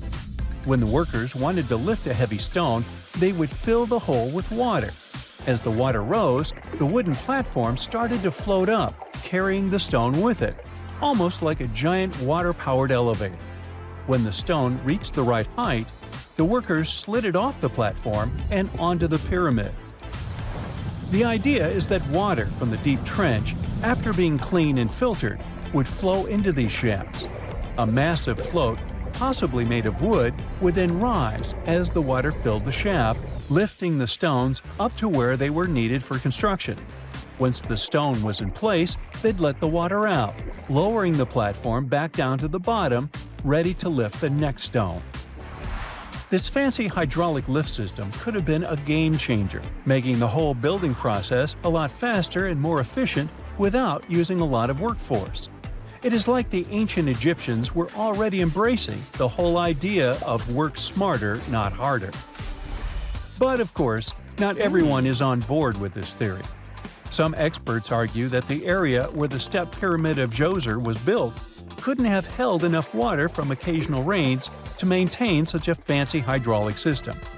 The main theory suggests that, in the past, there might have been some kind of lake nearby that would have filled up after a period of rain, and this lake could have supplied water to the complex's hydraulic system. But there is no mention of such a lake in any ancient Egyptian writings, so it might be more of a what-if situation than a reality. And then there's the issue of the hard work itself. Remember when I said this method could have allowed the ancient builders to raise stones with far less effort? Well, that might not be entirely true. According to some experts, just building this hydraulic device would have required a lot more heavy work than simply moving the stone blocks using good old-fashioned manpower. And let's not forget, the step pyramid of Djoser is like a baby pyramid compared to those that came later. The stones used for Djoser's pyramid weighed, on average, about 660 pounds each, which is nothing compared to the more than 2.5-ton blocks used later for the pyramid of Chephren. If this cool water lift theory gets completely ruled out, we still need to explain how this pyramid was built in the first place. To answer that, we need to rewind a bit and talk about the original plans. See, before Djoser's tomb became a pyramid, the idea was to construct a simple mastaba. This type of tomb was pretty common in earlier periods, a flat-roofed, rectangular structure with sloping sides. But after the original mastaba was finished, they decided to expand it a bit by adding more layers on top. And then they added even more layers, until the construction reached 6 distinctive steps, each one smaller than the previous. And they probably did all this by raising those heavy stones using ramps, not a water-powered elevator. There is still so much we don't know about the step pyramid of Djoser. More research is definitely needed to fully understand how this system worked, or if it even existed at all.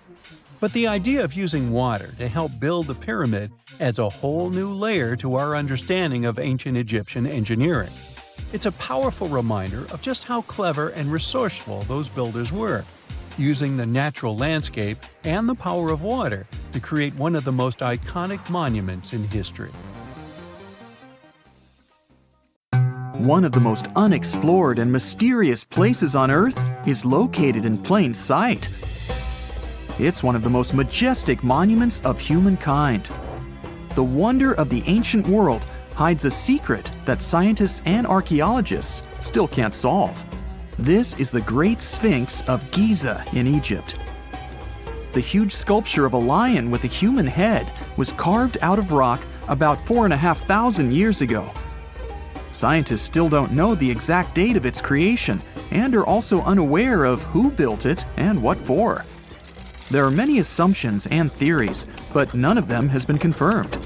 Most people have seen this majestic sculpture either in photographs or in reality, but almost no one knows what's hidden underneath it. The statue of the Sphinx was carved from a single piece of limestone. It was painted. The remains of color pigment on the surface prove this. In the distant past, the Sphinx looked much brighter and more colorful than what we see now. But even after thousands of years, its greatness hasn't diminished. And by the way, Sphinx is not the real name. It was invented by the Greeks about 100 years or more after its creation. Initially, the Egyptians called the statue Hor-em-Akhet. There are many legends and theories saying the Sphinx is there for a reason. It's like a watchdog that guards the tomb of the pharaoh and the secrets of ancient Egypt. These legends become more plausible when archaeologists discovered hidden entrances at the feet of the Sphinx.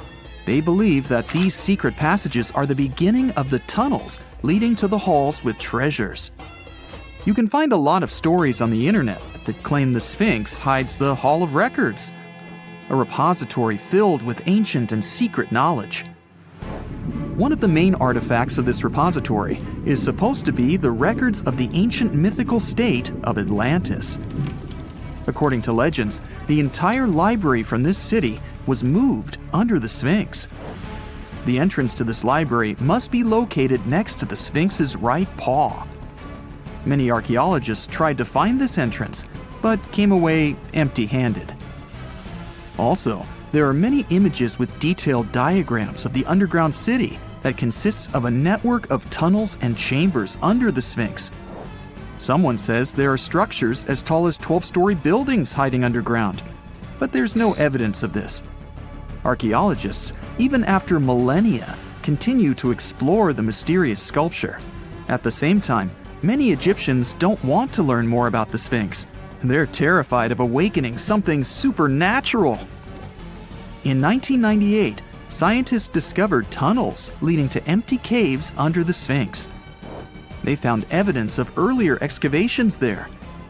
It's quite possible that someone managed to find the treasures and take them away. Some people believe Egyptians found some kind of artifact under the Sphinx that has the power of unknown advanced technologies.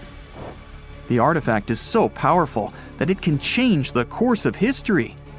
Of course, most theories are just fairy tales of conspiracy fans, but it's a confirmed fact that the Sphinx hides a system of caves and rooms. There are so many rumors surrounding the Sphinx that it's impossible to understand what's true and what's false. In any case, it's difficult and dangerous to study the sculpture because active excavations can destroy it. And then the entrance to the underground rooms can get blocked by rocks and lost forever. Also, further exploration requires a lot of money, and financing is not always easy to find. But the main reason? It's too risky. There's no guarantee that people will be able to get out of the underground labyrinths. For these reasons, scientists and archaeologists have been exploring this majestic structure for so long. Another famous architectural monument with a secret is Mount Rushmore in South Dakota. Everyone admires the images of the U.S. presidents' faces carved into the rock, but few people know that there's a secret room hidden behind the head of Abraham Lincoln. The architect of Mount Rushmore wanted to carve slabs on the rock with the record of the main stages of the country's history.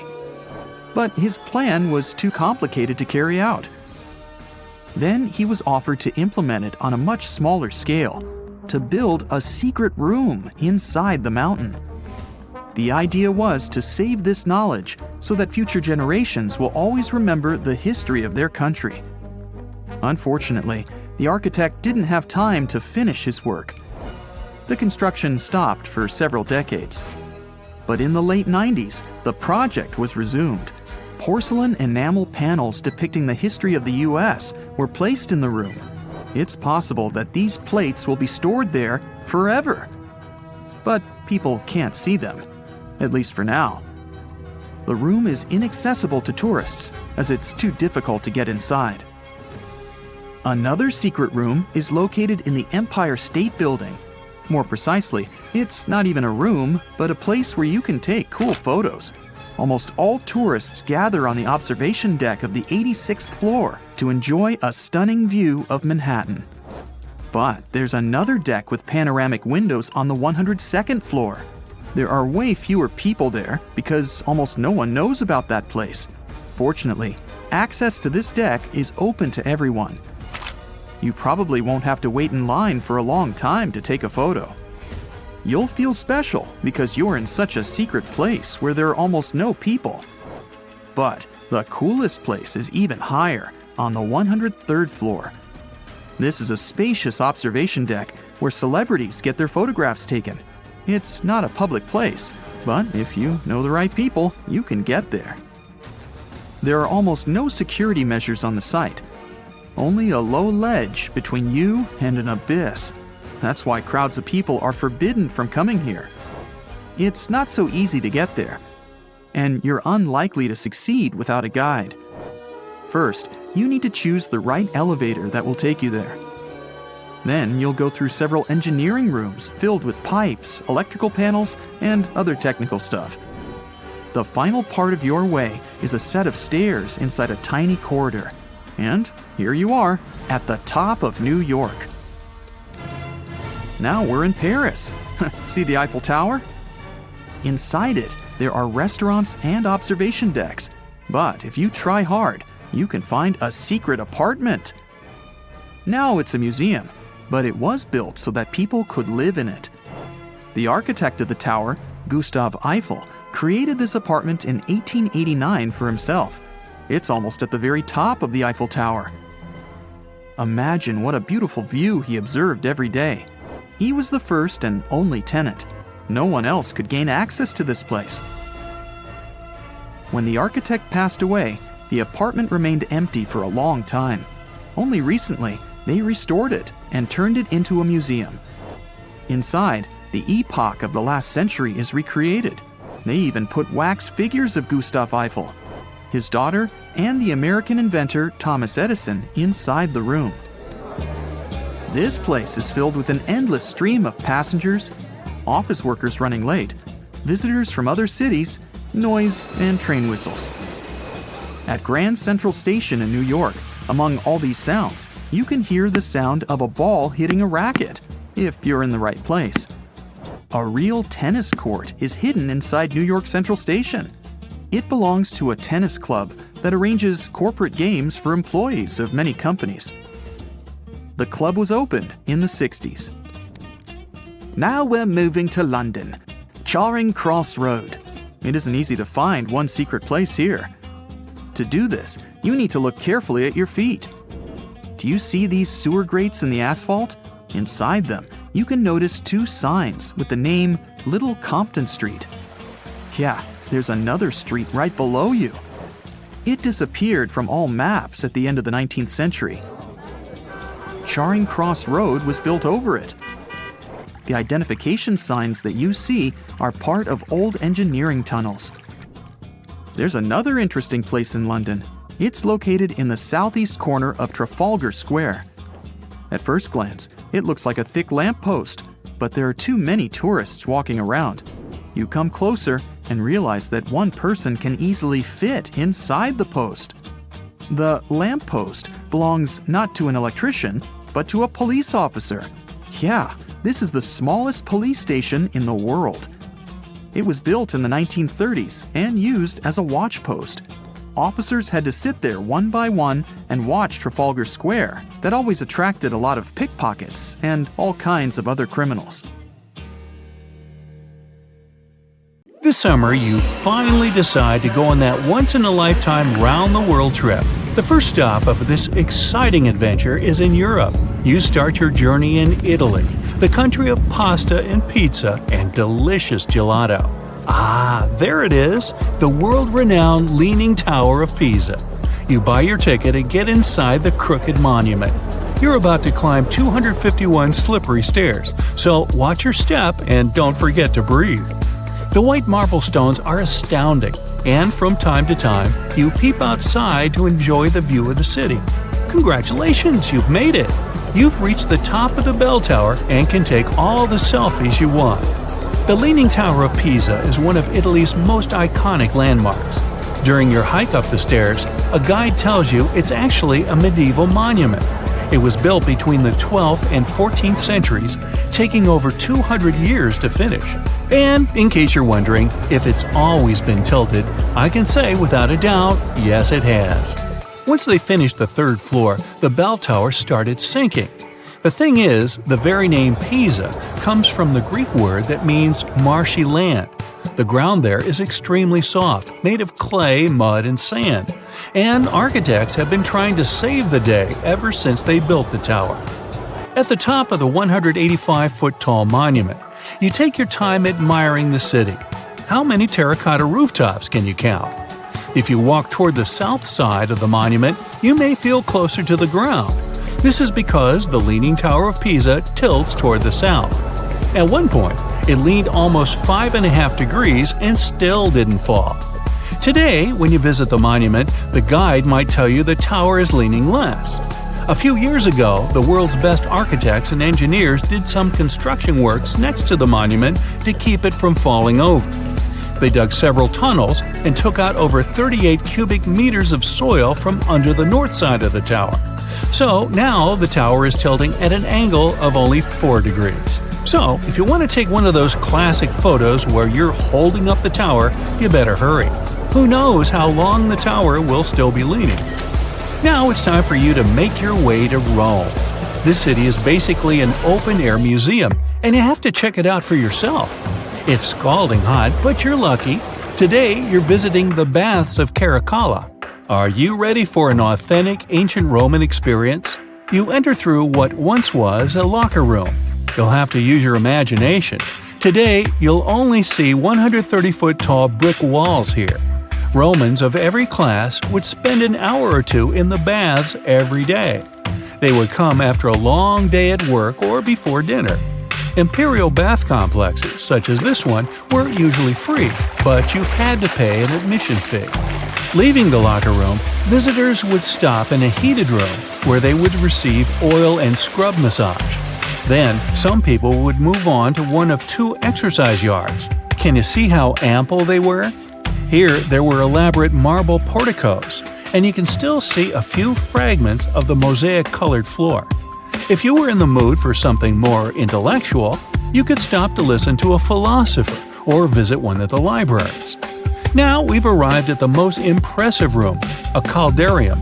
It was a circular hot-steamed room measuring 115 feet in diameter. It had not 1 or 2, but 7 heated pools inside. Above your head, you'd have seen a magnificent dome supported by large granite columns. The entire structure was richly decorated with multicolored glass mosaics and the finest white marble. The complex also housed an indoor Olympic-sized pool with waist-deep water. Today, you can only admire a few reddish walls made of brick and concrete.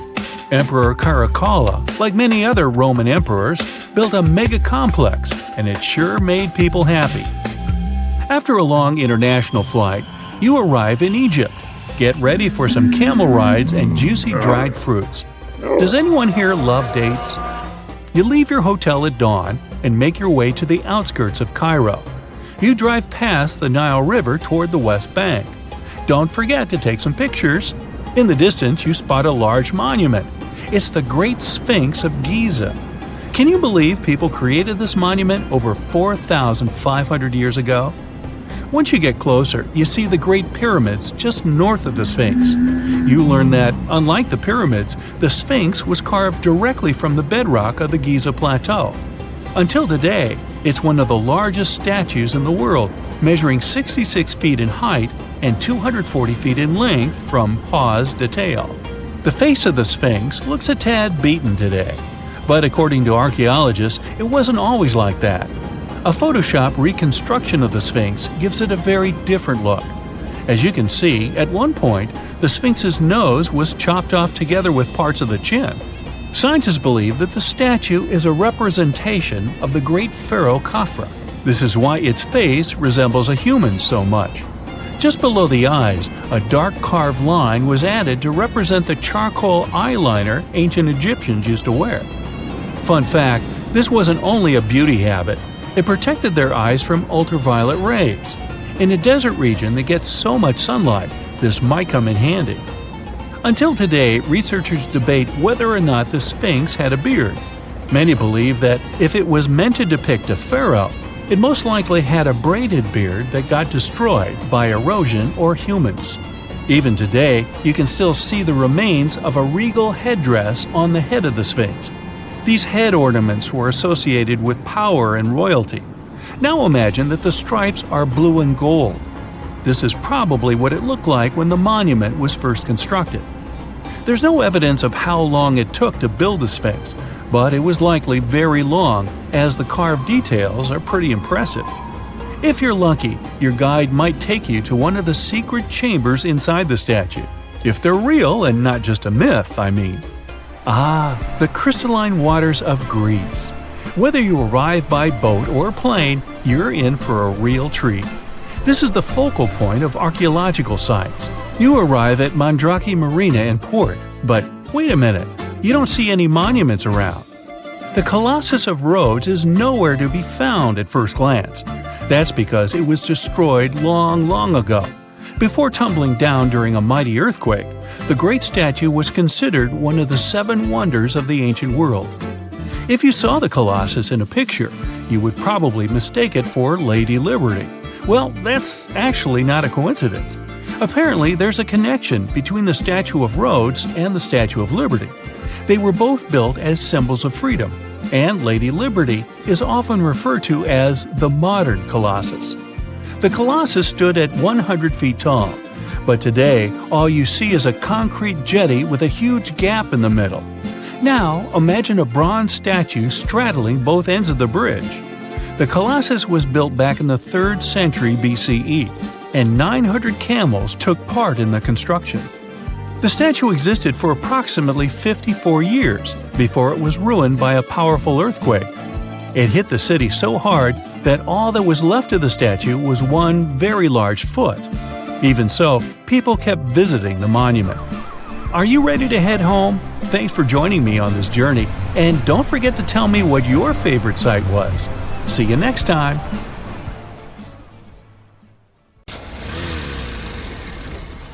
And now we're off to almost 5,000 years ago. Let me take you to ancient Egypt, where back in 2550 BC, guess what? The construction of the Great Pyramids of Giza started. People learned to build cathedrals and skyscrapers, but it wasn't until recently that these massive buildings appeared. It's still a mystery to even modern scientists how these pyramids were built 5,000 years ago. No wonder they are one of the 7 wonders of the ancient world. They're also the oldest of them and the only wonder of the ancient world that still exists in the 21st century. It must have taken a lot of cooperation to build a thing that massive, even for today's metrics. But the Giza pyramids weren't the first pyramids ever. The first one, called the Step Pyramid, was built around 80 years before the first Pyramid of Giza in 2630 BC for King Djoser. It wasn't meant to be extraordinary, but ended up being quite impressive. It was a pyramid of 6 stepped layers of stone. It was 204 feet high, which is as tall as a 19-story building. And it was the tallest building that existed at that time. It wasn't just a pyramid though, it was surrounded by a whole complex of buildings, including even courtyards. In ancient Egypt, people believed in the afterlife, so everyone, especially kings, wanted to make sure they had everything they needed to get ready for it. Here's why the pyramid complex was perfectly supplied with a lot of objects people used every day. The complex included a pyramid and a kind of a palace. Those buildings had many things the king loved and might need one day, like furniture, food, and gold vessels.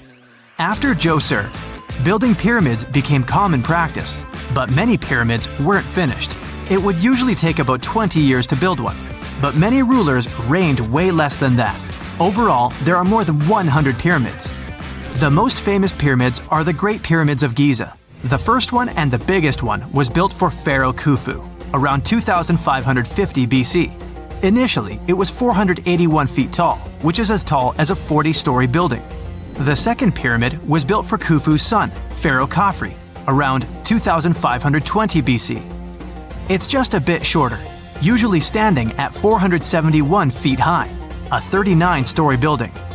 This is the pyramid with the famous statue of the Sphinx.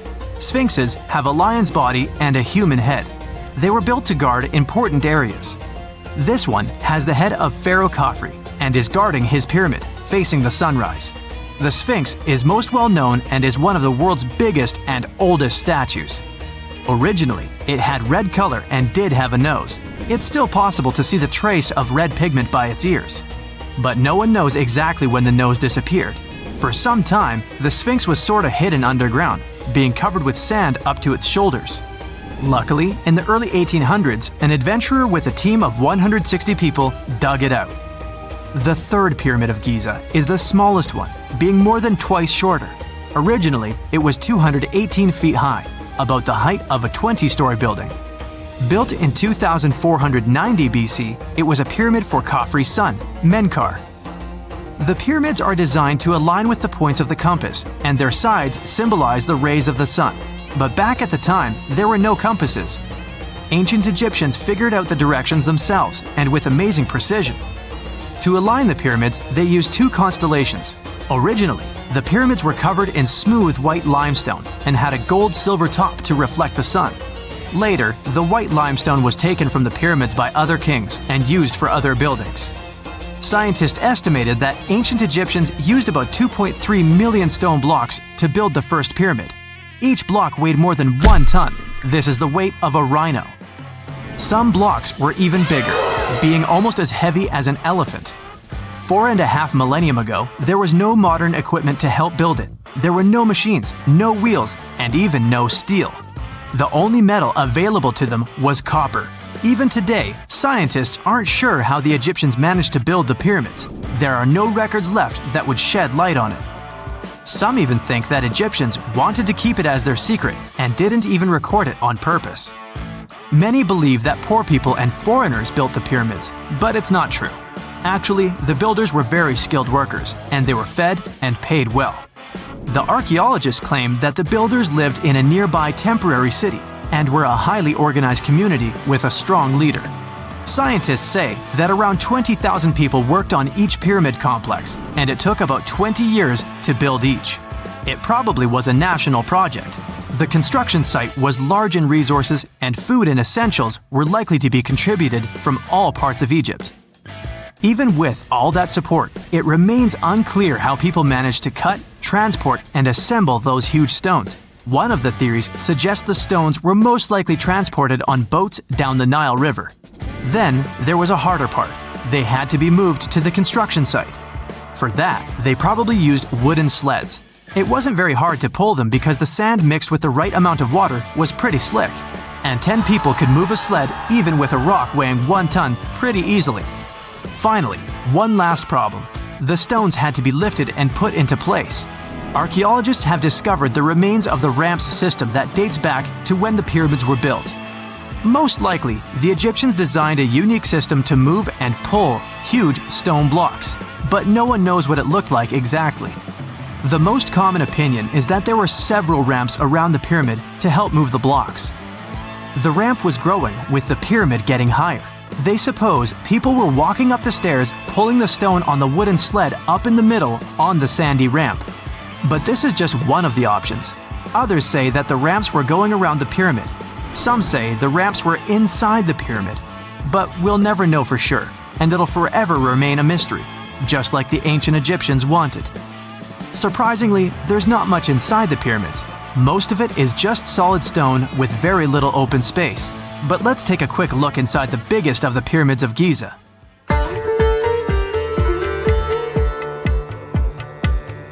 From the entrance, there are 2 stairs, one going down and the other one going up. The descending one takes you to a chamber located underground. That's where the pharaohs are, but not in this pyramid because Khufu wanted to stay higher. The underground room is partly unfinished. The room with Khufu's sarcophagus is called the King's Chamber. It's upstairs and then through the tall and long Grand Gallery. Below the King's Chamber, there's a room called the Queen's Chamber. There are no queens though, and no one is sure why the room is called this. Unfortunately, none of these have any hieroglyphs on the wall. They're just bare. If you want to see them, you should go to the other rooms that are decorated. Those pieces of art are depictions of ancient Egypt's culture and daily life. The texts allow researchers to study their language and grammar. Sadly, the treasures that once were here in the pyramid are long stolen. From that room, there are several tunnels for an unknown purpose.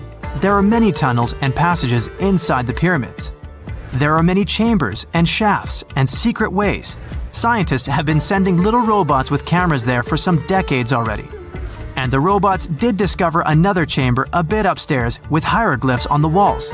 But even today, much of the pyramids is still unknown, and there's no so-called building plan of the pyramids. Egyptians did create a mystery no one can crack for 4,500 years already.